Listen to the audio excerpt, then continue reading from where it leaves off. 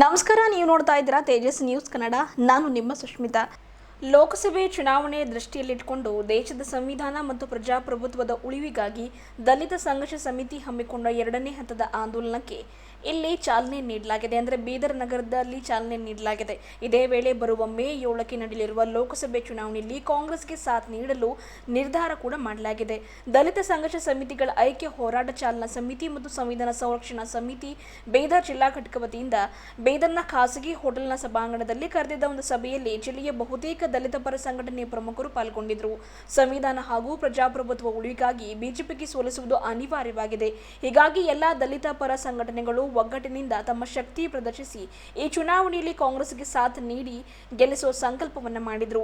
ದಲಿತ ಸಂಘರ್ಷ ಸಮಿತಿ ರಾಜ್ಯ ಪ್ರಧಾನ ಸಂಚಾಲಕ ಮಾವಳಿ ಶಂಕರ್ ಆಂದೋಲನಕ್ಕೆ ಚಾಲನೆ ನೀಡಿ ಮಾತನಾಡಿ, ರಾಜ್ಯದಲ್ಲಿ ಜರುಗಿದ ಮೊದಲ ಹಂತದ ಎಲ್ಲಾ 14 ಲೋಕಸಭೆ ಕ್ಷೇತ್ರಗಳಲ್ಲಿ ಸಮಿತಿ ಜನಜಾಗೃತಿ ಮೂಡಿಸಿದೆ, ಸಂಘಟಿತರಾಗಿ ಕಾಂಗ್ರೆಸ್ ಪರ ಕೆಲಸ ಮಾಡಿದೆ. ಇದೀಗ ಮೇ 7ರಂದು 2ನೇ ಹಂತದಲ್ಲಿ ನಡೆಯಲಿರುವ 14 ಕ್ಷೇತ್ರಗಳಲ್ಲಿ ಸಹ ಆಂದೋಲನ ನಡೆಯುತ್ತಿದ್ದು, ಇದಕ್ಕೆ ಬಸವನಾಡು ಬೀದರ್ನಿಂದ ಚಾಲನೆ ನೀಡಲಾಗಿದೆ. ಸಮಿತಿ ನಡೆಸುತ್ತಿರುವ ಈ ಆಂದೋಲನ ಸಮಾಜದಲ್ಲಿ ಪರಿವರ್ತನೆಗೆ ನಾಂದಿ ಹಾಡಲಿದೆ ಎಂದು ವಿಶ್ವಾಸ ವ್ಯಕ್ತಪಡಿಸಿದರು. ಡಾಕ್ಟರ್ ಬಾಬಾ ಸಾಹೇಬ್ ಅಂಬೇಡ್ಕರ್ ಅವರು ನೀಡಿದ ಸಂವಿಧಾನವೇ ಅಪಾಯದಲ್ಲಿ ಇದೆ. ಬಿಜೆಪಿ ಸರ್ಕಾರ ಸಂವಿಧಾನವನ್ನೇ ಬದಲಾಯಿಸುವ ಮಾತನಾಡ್ತಾ ಇದೆ. ಈ ಬಾರಿ ಬಿಜೆಪಿ ಅಧಿಕಾರಕ್ಕೆ ಬಂದರೆ ಸಂವಿಧಾನ ಬದಲಾವಣೆ ಮಾಡೇ ತೀರುತ್ತದೆ. ಜಿಲ್ಲಾ ಉಸ್ತುವಾರಿ ಸಚಿವ ಈಶ್ವರ್ ಬಿ ಖಂಡ್ರೆ ಅವರು ಮಾತನಾಡಿ ತಿಳಿಸಿದರು. ಈಗಾಗಲೇ ಜನ ಭಯಭೀತಿಯಿಂದ ಬದುಕುವ ವಾತಾವರಣ ನಿರ್ಮಾಣವಾಗಿದೆ. ಮುಂದಿನ ದಿನಗಳನ್ನು ಕೂಡ ಊಹಿಸಿಕೊಳ್ಳುವುದು ಕಷ್ಟವಾಗುತ್ತದೆ ಎಂದು ಆತಂಕ ವ್ಯಕ್ತಪಡಿಸಿದರು.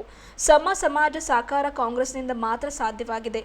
ಎಲ್ಲರೂ ಆತ್ಮಗೌರವದಿಂದ ಬದುಕಬೇಕು ಎಂಬುದು ಕಾಂಗ್ರೆಸ್ ಪಕ್ಷದ ಉದ್ದೇಶ ಕೂಡ ಆಗಿದೆ. ಕಾಂಗ್ರೆಸ್ ನೇತೃತ್ವದ ಕೇಂದ್ರ ಸರ್ಕಾರ ಮೀಸಲಾತಿ ಜಾರಿಯ ಮೂಲಕ ವಂಚಿತರಿಗೆ, ಶೋಷಿತರಿಗೆ, ದಮನಿತರಿಗೆ, ದಲಿತರಿಗೆ ಸಾಮಾಜಿಕ ನ್ಯಾಯ ನೀಡುವ ಕಾರ್ಯ ಮಾಡಿದೆ ಎಂದರು. ಬಿಜೆಪಿಯವರು ದೇಶದ ಅಭಿವೃದ್ಧಿ ಮಾಡದೆ ಒಡೆದಾಳುವ ತಂತ್ರ ಅನುಸರಿಸುತ್ತಿದ್ದಾರೆ. ಜಾತಿಗಳ ನಡುವೆ ವಿಷ ಬೀಜ ಬಿತ್ತುತ್ತಿದ್ದಾರೆ. ಅವರು ತಮ್ಮ ಸ್ವಾರ್ಥ ಸಾಧನೆ ಮಾಡಿಕೊಳ್ಳುತ್ತಿದ್ದಾರೆ ಎಂದರು. ಸಂಸದ ಭಗವಂತ ಖೂಬಾ ಜಿಲ್ಲೆ ಆಗಲಿ ಕ್ಷೇತ್ರಕ್ಕಾಗಲಿ ಯಾವುದೇ ಕೊಡುಗೆ ನೀಡಿಲ್ಲ. ಯಾರನ್ನು ಕೇಳಿದ್ರೂ ಕೂಡ ಸಂಸದರು ತಮ್ಮ ಕ್ಷೇತ್ರಕ್ಕೆ ಬಂದಿಲ್ಲ ಎನ್ನುತ್ತಿದ್ದಾರೆ. ಅವರ ಕೊಡುಗೆ ಏನು ಎಂದರೆ ಶೂನ್ಯ ಎನ್ನುತ್ತಿದ್ದಾರೆ. ಬರ ಬಂದಾಗ ಕೇಂದ್ರ ಸರ್ಕಾರ ಪರಿಹಾರ ನೀಡಲಿಲ್ಲ. ಪ್ರವಾಹ ಬಂದಾಗಲೂ ಪ್ರಧಾನಿ ಬರಲಿಲ್ಲ. ಸೂಕ್ತ ಪರಿಹಾರ ನೀಡಲಿಲ್ಲ. ಕೇಂದ್ರ ಸಚಿವರು ಆದ ಸಂಸದ ಖೂಬಾ ಬಾಯಿ ತೆರೆಯಲಿಲ್ಲ. ಪ್ರಧಾನಿ ಎದುರು ಮಂಡಿಯೂರಿ ಕೂರುವ, ಗಡಗಡ ನಡುಗುವ ಇವರನ್ನ ಈ ಬಾರಿ ತಿರಸ್ಕರಿಸಿ ನಮ್ಮ ಜಿಲ್ಲೆಯ ಮತ್ತು ರಾಜ್ಯದ ಧ್ವನಿಯಾಗುವ ಸಾಗರ್ ಈಶ್ವರ್ ಖಂಡ್ರೆ ಅವರನ್ನ ಪ್ರಚಂಡ ಬಹುಮತದಿಂದ ಗೆಲ್ಲಿಸಿ ಎಂದು ಈ ಮೂಲಕ ಮನವಿ ಮಾಡಿದರು. ಸಚಿವ ರಹೀಂ ಖಾನ್ ಮಾತನಾಡಿ, ಎಲ್ಲ ಜಾತಿ ಜನಾಂಗದವರು ಈ ಬಾರಿ ರಾಜ್ಯದ ಹಿತಕ್ಕಾಗಿ, ರಾಷ್ಟ್ರದ ಹಿತಕ್ಕಾಗಿ ಮತ್ತು ಬೀದರ್ ಒಳಿತಿಗಾಗಿ ವಕೀಲ್ ಸಾಬ್ ಸಾಗರ್ ಈಶ್ವರ್ ಬಿ ಖಂಡ್ರೆ ಅವರಿಗೆ ಒಂದು ಮತ ನೀಡಿ ಗೆಲ್ಲಿಸಬೇಕು ಎಂದು ಈ ಮೂಲಕ ಮನವಿ ಮಾಡಿದರು. ಹಿರಿಯ ದಲಿತ ಮುಖಂಡರಾದ ಗುರುಪ್ರಸಾದ್ ಕೆರಗೋಡ, ಅರ್ಜುನ್ ಭದ್ರೆ, ಎಸ್.ಆರ್. ಕಲ್ಲೂರ್ ಅವರು ಮಾತನಾಡಿದರು. ಸಂವಿಧಾನ ಸಂರಕ್ಷಣಾ ಸಮಿತಿ ರಾಜ್ಯ ಪ್ರಧಾನ ಕಾರ್ಯದರ್ಶಿ ಹಿರಿಯ ದಲಿತ ಮುಖಂಡ ಅನಿಲ್ ಕುಮಾರ್ ಬೆಲ್ದಾರ್ ಅಧ್ಯಕ್ಷತೆ ವಹಿಸಿದರು. ಹುಮ್ನಾಬಾದ್ ತಾಲೂಕು ಪಂಚಾಯತ್ ಮಾಜಿ ಅಧ್ಯಕ್ಷರಾದ ಹಿರಿಯ ದಲಿತ ಮುಖಂಡ ರಮೇಶ್ ಡಾಕುಳ್ಗಿ ಪ್ರಾಸ್ತಾವಿಕವಾಗಿ ಮಾತನಾಡಿದರು. ಬಾಬು ಪಾಸ್ವಾನ್ ಸ್ವಾಗತಿಸಿ ಮಾತನಾಡಿದರು. ಪ್ರಮುಖರಾದ ಅಮೃತರಾವ್ ಚಿಮ್ಕೋಡೆ, ಬಸವರಾಜ ಮಾಳ್ಗೆ, ಮನ್ನಾನ್ ಸೇಠ್, ಶ್ರೀಪತರಾವ್ ದೀನೆ, ಶಿವಕುಮಾರ್ ನೀಲ್ಕಟ್ಟಿ, ಪ್ರದೀಪ ನಾಟಿಕರ್, ಸಂದೀಪ ಕಾಂಟಿ, ಅವಿನಾಶ್ ದೀನೆ, ರಘುನಾಥರಾವ್ ಗಾಯಕ್ವಾಡ್, ರಾಜ್ಕುಮಾರ್ ಬನ್ನೆ, ರಾಮದಾಸ್ ಗಾಯಕ್ವಾಡ್, ಬಾಬು ಮಿಠಾರೆ, ಶಾಲಿವಾನ್ ಬಡಗೇರ್, ಕಲ್ಯಾಣರಾವ್ ಭೋಸ್ಲೆ, ಚಂದ್ರಕಾಂತ್ ನಿರಾಟೆ, ಸಾಯಿ ಶಿಂದೆ, ರಮೇಶ್ ಪಾಸ್ವಾನ್, ಸತೀಶ್ ಲಕ್ಕಿ, ವಿಠಲ್ದಾಸ್ ಪ್ಯಾಗೆ, ಬಾಬು ಅಣದೂರೆ, ಕಾಶಿನಾಥ ಚಲವಾ, ಬಸವರಾಜ್ ಸಾಗರ್ ಸೇರಿದಂತೆ ಜಿಲ್ಲೆಯ ವಿವಿಧ ದಲಿತ ಪರ ಸಂಘಟನೆಯ ಪ್ರಮುಖರು, ಮುಖಂಡರು ಪಾಲ್ಗೊಂಡಿದ್ದರು. ಚುನಾವಣೆಯಲ್ಲಿ ಬಿಜೆಪಿಯ ವಿರುದ್ಧ ಮತ ನೀಡುವ ಕುರಿತು ಮನೆ ಮನೆಗೆ ಮುಟ್ಟಿಸಲು ಮುದ್ರಿಸಿದ್ದ ಒಂದು ಕರಪತ್ರಗಳನ್ನು ಪ್ರಮುಖರು ಇದೇ ವೇಳೆ ಬಿಡುಗಡೆ ಮಾಡಿದರು. ಈ ಮಾತುಗಳು ಅವ್ರದ್ದೇನಪ್ಪ ಅಂತಂದ್ರೆ ಸೋಲಿನ ಹತಾಶದಿಂದ ಮಾತಾಡ್ತಕ್ಕಂಥ ಮಾತುಗಳಾಗಿರ್ತಕ್ಕಂಥದ್ದು. ಅದಕ್ಕಾಗಿ ನೀವೆಲ್ಲರೂ ಏನಪ್ಪ ಅಂತಂದ್ರೆ ಈಗಾಗಲೇ ನೀವೇನಪ್ಪ ವಿದ್ಯಾವಂತರು, ಡಾಕ್ಟರ್ ಬಾಬಾ ಸಾಹೇಬ್ ಅಂಬೇಡ್ಕರ್ ವಿಚಾರಧಾರೆಗಳು ತಿಳ್ಕೊಂಡಿರ್ತಕ್ಕಂಥವ್ರು, ವಿಶೇಷವಾಗಿ ಇಲ್ಲಿ ಬೀದರ್ನಲ್ಲಿ ಏನಪ್ಪ ಅಂದ್ರೆ ಅಂಬೇಡ್ಕರ್ ಏನು ನೆಲ ಇದೆ, ಮಣ್ಣಿಗೆ ಮಹಾರಾಷ್ಟ್ರದಿಂದ ಸಮೀಪ ಇರ್ತಕ್ಕಂಥವ್ರು, ನಾವೇನಪ್ಪ ನಿಮಗೆ ಹೆಚ್ಚಿಗೆ ಏನು ಹೇಳಬೇಕಾಗಿದೆ ಅಂದ್ರೆ ಒಂದು ಮಾತನ್ನಿಗೆ ನಾವು ನೆನಪಿಟ್ಕೊಳ್ಬೇಕಾಗಿದೆ. ಡಾಕ್ಟರ್ ಬಾಬಾ ಸಾಹೇಬ್ ಅಂಬೇಡ್ಕರ್ ಅವರು ಕಾಂಗ್ರೆಸ್ ಬಗ್ಗೆ ಹೇಳ್ತಾರೆ ಇವತ್ತು ಬಿಜೆಪಿ ಅವರು. ಆದ್ರೆ ಸಂವಿಧಾನ ಕರಡು ಪತ್ರ ಒಪ್ಪಿಸುವಾಗ ಅಂಬೇಡ್ಕರ್ 1949ರಲ್ಲಿ ಏನು ನವೆಂಬರ್ 26ಕ್ಕೆ ಒಂದು ಮಾತು ಹೇಳ್ತಾರೆ. ಅವರು ಸಂವಿಧಾನ ಕರಡು ಪತ್ರ ಒಪ್ಪಿಸುವಾಗ ಕಾಂಗ್ರೆಸ್ ಪಕ್ಷಕ್ಕೆ ಏನಂದ್ರೆ ಅಭಿನಂದನೆ ಸಲ್ಲಿಸ್ತಾರೆ. ಯಾಕೆ ಸಲ್ಲಿಸ್ತಾರೆ ಅಂತಂದ್ರೆ ಅವ್ರು ಮಾತಾಡ್ತಕ್ಕಂಥ ಸಂದರ್ಭದಾಗ ಹೇಳ್ತಾರೆ ಅವರು, ಇವತ್ತು ಸಂವಿಧಾನ ಬರೆಯಲು ಅವಕಾಶ ಮಾಡಿಕೊಟ್ಟಿರ್ತಕ್ಕಂಥ ಕಾಂಗ್ರೆಸ್ ಪಕ್ಷ ಇದಕ್ಕೆ ನಾ ಇವತ್ತೇನಪ್ಪ ಅಂದ್ರೆ ಧನ್ಯವಾದಗಳು ಹೇಳಬೇಕಾಗ್ತದೆ. ಯಾಕಂತಂದ್ರೆ ಶೋಷಿತ ಸಮುದಾಯ ಸಲುವಾಗಿ ಇವತ್ತು ಸಾವಿರಾರು ವರ್ಷಗಳಿಂದ ಏನಪ್ಪ ಅಂತಂದ್ರೆ ನಾಯಿ ನರಿಗಳಿಗಿಂತ ಕಡೆ ಬದುಕ್ತಕ್ಕಂಥ ಸಮುದಾಯಕ್ಕೆ ಇವತ್ತು ಹಕ್ಕನ್ನು ಒದಗಿಸಿಕೊಡ್ಲಿಕ್ಕೆ ಅವರ ಬದುಕನ್ನು ಏನಪ್ಪ ಅಂದ್ರೆ ಅಭಿವೃದ್ಧಿ ಮಾಡೋ ಸಲುವಾಗಿ ಇವತ್ತೇನು ನನಗೆ ಸಂವಿಧಾನ ಬರಲಿಕ್ಕೆ ಅವಕಾಶ ಮಾಡಿಕೊಟ್ಟಿರ್ತಕ್ಕಂಥ ಕಾಂಗ್ರೆಸ್ ಪಕ್ಷಕ್ಕೆ ಅದಕ್ಕೆ ನಾ ಧನ್ಯವಾದಗಳು ಹೇಳ್ಬೇಕಂತ ಹೇಳ್ತಾರೆ ಅವರು. ಇದು ಮಾತನಾಡಿ ಹೊರಗೆ ಬರ್ತಕ್ಕಂಥ ಸಂದರ್ಭದಲ್ಲಿ ಶ್ಯಾಮ್ ಪ್ರಕಾಶ್ ಮುಖರ್ಜಿ ಅವರು ಎದುರುಗೊಳ್ತಾರೆ ಅವರು. ಆ ಸಂದರ್ಭದಲ್ಲಿ ಬಹಳ ಖುಷಿಯಾಗಿರ್ತದೆ ಅಂಬೇಡ್ಕರ್ ಅವರಿಗೆ, ಅತಿ ಆನಂದ ಆಗಿರ್ತದ. ಅದನ್ನು ಕಂಡು ಶ್ಯಾಮ್ ಪ್ರಕಾಶ್ ಮುಖರ್ಜಿ ಅವರು ಕೇಳ್ತಾರ, ಇಲ್ಲ ಅಂಬೇಡ್ಕರ್ ಅವರೇ ಇವತ್ತು ಬಹಳ ಖುಷಿಯಾಗಿದ್ರಿ, ಬಹಳ ಸಂತೋಷ ಆಗ್ತಾ ಇದ್ರಿ, ಸಂತೋಷ ಆಗಿದೆ ನಿಮಗೆ, ನಿಮ್ ಮುಖ ನೋಡಿದ್ರು ಗೊತ್ತಾಗ್ತದೆ ಅಂತಕ್ಕಂಥ ಮಾತುಗಳು ಮುಖರ್ಜಿ ಕೇಳಿದಾಗ ಅವಾಗ ಡಾಕ್ಟರ್ ಬಾಬಾ ಸಾಹೇಬ್ ಅಂಬೇಡ್ಕರ್ ಅವರಿಗೆ ಉತ್ತರ ಕೊಡ್ತಾರ. ಮೊದಲೇನಪ್ಪ ಅಂದ್ರೆ ಒಬ್ಬ ರಾಜನ ಹೊಟ್ಟೆಯಲ್ಲಿ ರಾಜನೇ ಏನಪ್ಪ ಅಂದ್ರೆ ಜನ್ಮ ತಾಳ್ತಿದ್ರು, ಆದ್ರೆ ಇವತ್ತು ಆಗಿಲ್ಲ. ಇವತ್ತೇನಪ್ಪ ಅಂದ್ರೆ ನಮ್ಮ ಜನರು ಹಾಕ್ತಕ್ಕಂಥ ಏನ್ ಮತ ಪೆಟ್ಟಿಗೆ ಏನಪ್ಪ ಅಂದ್ರೆ ಇವತ್ತು ರಾಜ ಹುಡ್ತಾನ. ಇವತ್ತು ರಾಜ ಹುಟ್ಟಲಿಕ್ಕೆ ಏನಪ್ಪ ಅಂದ್ರೆ ನಮ್ಮ ಜನರೇ ಏನಪ್ಪ ಅಂದ್ರೆ ಕಾರಣ ಆಗ್ತಾರ ಅಂತಕ್ಕಂಥ ಮಾತುಗಳು ಹೇಳ್ತಾರ ಅವ್ರು ಅಂಬೇಡ್ಕರ್ ಅವರು. ಕೈ ಚೆಲ್ಬಿಟ್ರೆ ಈ ಚುನಾವಣೆನ ಮುಂದೆ ಚುನಾವಣೆ ಬರುತ್ತೆ ಅನ್ನೋ ಗ್ಯಾರಂಟಿ ಕೂಡ ಇಲ್ಲ. ಮುಂದೆ ಚುನಾವಣೆ ಬರುತ್ತೆ ಅನ್ನೋ ಗ್ಯಾರಂಟಿನೂ ಇಲ್ಲ. ಸಂವಿಧಾನ ಉಳ್ಕೊಳ್ಳಲ್ಲ, ಪ್ರಜಾಪ್ರಭುತ್ವ ವ್ಯವಸ್ಥೆ ಇರಲ್ಲ. ಯಾಕೆ ಅಂದ್ರೆ 2002ನೇ ಬಾರಿಗೆ ಅವರು ಚುನಾವಣೆ ಗೆದ್ದ ಸಂದರ್ಭದಲ್ಲಿ ನರೇಂದ್ರ ಮೋದಿ ಅವರು ಆಗ ಇದೇ ರೀತಿ ಲೈನ್ ನಲ್ಲಿ ಚೇರ್ ಹಾಕೊಂಡು ಕೂತ್ಕೊಂಡು ಈ ದೇಶದ ಸುಪ್ರೀಂ ಕೋರ್ಟ್ ನ ನ್ಯಾಯಮೂರ್ತಿಗಳು ಒಂದು ಪ್ರೆಸ್ ಮೀಟ್ ಮಾಡ್ತಾರೆ. ಆ ಪ್ರೆಸ್ ಮೀಟ್ ನ ನ್ಯಾಯಮೂರ್ತಿಗಳು ಹೇಳೋದು ಮಾತೋದು ಈ ದೇಶದ ಪ್ರಜಾಪ್ರಭುತ್ವ ಅಪಾಯದಲ್ಲಿದೆ ಅಂತ.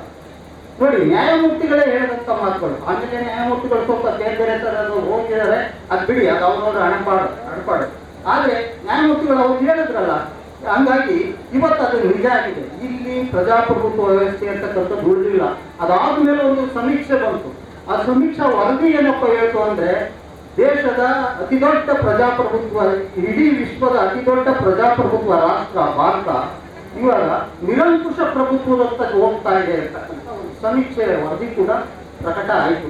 ಬಹಳ ಜನ ಸ್ನೇಹಿತರುಗಳು, ವಿದ್ಯಾವಂತರು ಓದ್ಕೊಂಡಿರ್ತೀರಿ, ತಿಳ್ಕೊಂಡಿರ್ತೀರಿ. ಹಾಗಾಗಿ ಇದು ನಮ್ಗೆ ಅಂತಿಮ ಹಣಾಹಣಿ.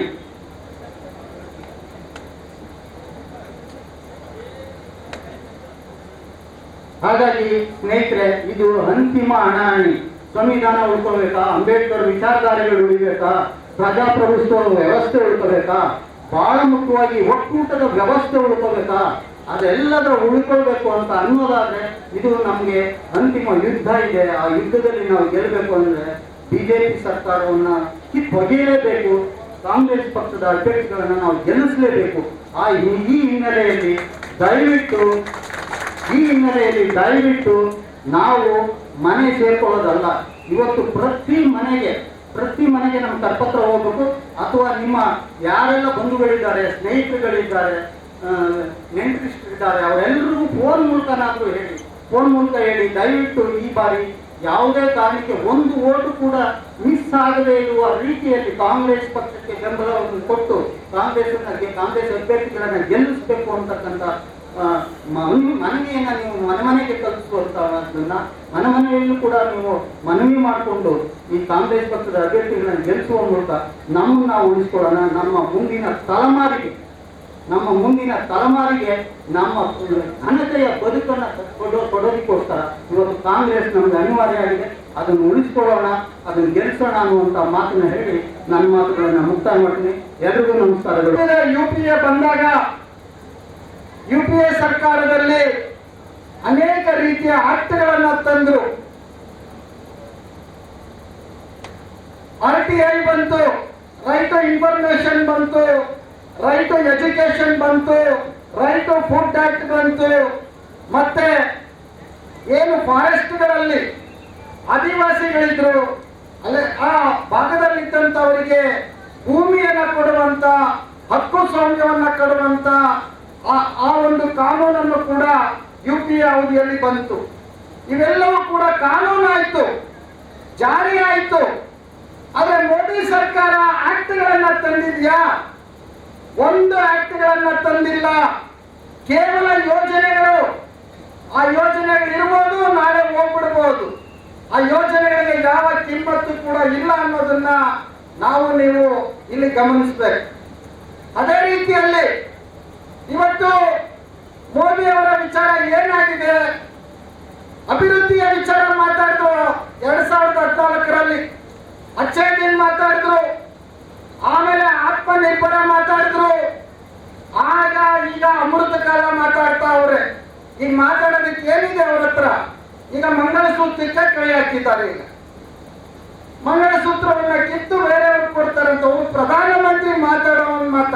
ನಮ್ ಗ್ರಾಮ ಪಂಚಾಯತಿ ಸದಸ್ಯ ಎಷ್ಟೋ ಅನುಭವದಿಂದ ಮಾತಾಡ್ತಾನೆ. ಅವನಿಗಿರುವಷ್ಟು ಜ್ಞಾನ ಮತ್ತು ತಿಳುವಳಿಕೆ ಒಬ್ಬ ಪ್ರಧಾನಮಂತ್ರಿಗೆ ಇಲ್ಲ ಅಂದ್ರೆ ಈ ದೇಶ ಇನ್ನೆಂತವ್ರ ಕೈಯಲ್ಲಿ ಸಿಕ್ಕಿದೆ ಅನ್ನೋದನ್ನ ನಾವು ಅರ್ಥ ಮಾಡ್ಕೊಳ್ಬೇಕು. ಒಂದು ಕಡೆ ಮುಸಲ್ಮಾನರ ಹೆಗಲ ಮೇಲೆ ಬಂದೂಕನ್ನ ಇಟ್ಟು ಇನ್ನೊಂದು ಕಡೆ SC/ST ಹೊಡೆಯುವ ಕೆಲಸವನ್ನ ಮಾಡ್ತಾರೆ. ಅವರು ಬೇರೆಯವರು, ಅವರು ಅನ್ಯರು, ಅವರು ನಾವು ಅನ್ನುವಂತ ಒಂದು ಭೇದವನ್ನ ಇವತ್ತು ಧಾರ್ಮಿಕ ಆಧಾರದ ಮೇಲೆ ಇಲ್ಲಿ ಅವರು ಸೃಷ್ಟಿ ಮಾಡ್ತಾ ಇದ್ದಾರೆ. ಮಾತೆತ್ತಿದ್ರೆ ಪಾಕಿಸ್ತಾನ ಅಂತಾರೆ, ದೇವಸ್ಥಾನ ಅಂತಾರೆ. ಈ ಎರಡೇ ಅವ್ರಿಗೆ ಇರುವಂತದ್ದು. ಒಂದು ಪಾಕಿಸ್ತಾನ, ಇನ್ನೊಂದು ದೇವಸ್ಥಾನ. ಇದೆರಡು ಬಿಟ್ರೆ ಯಾವ ಅಜೆಂಡಾಗಳೆಲ್ಲ ಅವರು ಇಲ್ಲ. ಗುರುಪ್ರಸಾದ್ ಕೆರಗೌಡ ಅವರು ಹೇಳಿದಾಗ ನಮ್ಮ ರಾಷ್ಟ್ರೀಯ ಆರೋಗ್ಯ ಎಲ್ಲಿ ಬಂದು ನಿಂತಿದೆ, ನಮ್ಮ ಹಸಿವಿನ ಸೂಚ್ಯಂಕ ಎಲ್ಲಿದೆ, ನಮ್ಮ ಬಡತನ ರೇಖೆ ಎಷ್ಟಿದೆ. ಮೋದಿ ಅವರು ಹೇಳ್ತಾರೆ ನಾನು 85 ಕೋಟಿ ಜನಕ್ಕೆ PDS ಮೂಲಕ ಆಹಾರ ಕೊಡ್ತಾ ಇದ್ದೀನಿ ಅಂತ ಹೇಳಿ. PDS ಮೂಲಕ ಆಹಾರ ಕೊಡ್ತೀನಿ ಅಂತ ಒಂದು ಕಡೆ ಹೇಳ್ತಾರೆ, ಮತ್ತೊಂದು ಕಡೆ 25 ಕೋಟಿ ಬಡವತನದಿಂದ ಹೊರಗಡೆ ಬಂದಿದ್ದಾರೆ ಅಂತ ಹೇಳ್ತಾರೆ. ಇದನ್ನು ಯಾವುದನ್ನ ನಂಬೋದು ನಾವು? ಈ ಸುಳ್ಳುಗಳಿಗೆ ಏನಾದ್ರೂ ಅರ್ಥ ಇದೆಯಾ? ಮಾತೆತ್ತಿದ್ರೆ ಬರೀ ಸುಳ್ಳುಗಳು. ಬುಲೆಟ್ ಟ್ರೈನ್ ಬಿಡೋದು, ಬುಲೆಟ್ ಟ್ರೈನ್ ಬಿಟ್ಟಿದಾರ. ಸೊ ಇಂಥ ಒಂದು ದಿನದಲ್ಲಿ ವಿಶೇಷವಾಗಿ ಯುವಕರು, ಭಾರತದ ಯುವ ಸಮುದಾಯ ಭಾರತದ ಚರಿತ್ರೆಯನ್ನ ಸರಿಯಾಗಿ ಅರ್ಥ ಮಾಡ್ಕೊಳ್ಬೇಕಾಗುತ್ತೆ. ಇವತ್ತು ಏನು ದೇಶದ ಬಗ್ಗೆ, ಬಹಳ ಮುಂದಿನ ಭವಿಷ್ಯದ ಬಗ್ಗೆ ಸವಿಸ್ತಾರವಾಗಿ ಅನೇಕ ಜನ ಮಾತನಾಡಿದ್ದಾರೆ. ತಮಗೆಲ್ಲರಿಗೆ ತಿಳಿದಿರುವಂತೆ 7ನೇ ತಾರೀಕಿಗೆ ಚುನಾವಣೆ ಇದೆ. ಈ ಲೋಕಸಭೆ ಚುನಾವಣೆ ಅತ್ಯಂತ ಮಹತ್ವದಾದಂತಹ ಒಂದು ಚುನಾವಣೆ. ನಮ್ಮೆಲ್ಲರ ಇಡೀ ದೇಶದ ಭವಿಷ್ಯ ರೂಪಿಸುವಂತಹ ಒಂದು ಚುನಾವಣೆ. ಈ ಚುನಾವಣೆಯಲ್ಲಿ ನೇರ ಸ್ಪರ್ಧೆ ಇದೆ. ಒಂದು ಕಡೆ ಕಾಂಗ್ರೆಸ್, ಒಂದು ಕಡೆ ಬಿಜೆಪಿ.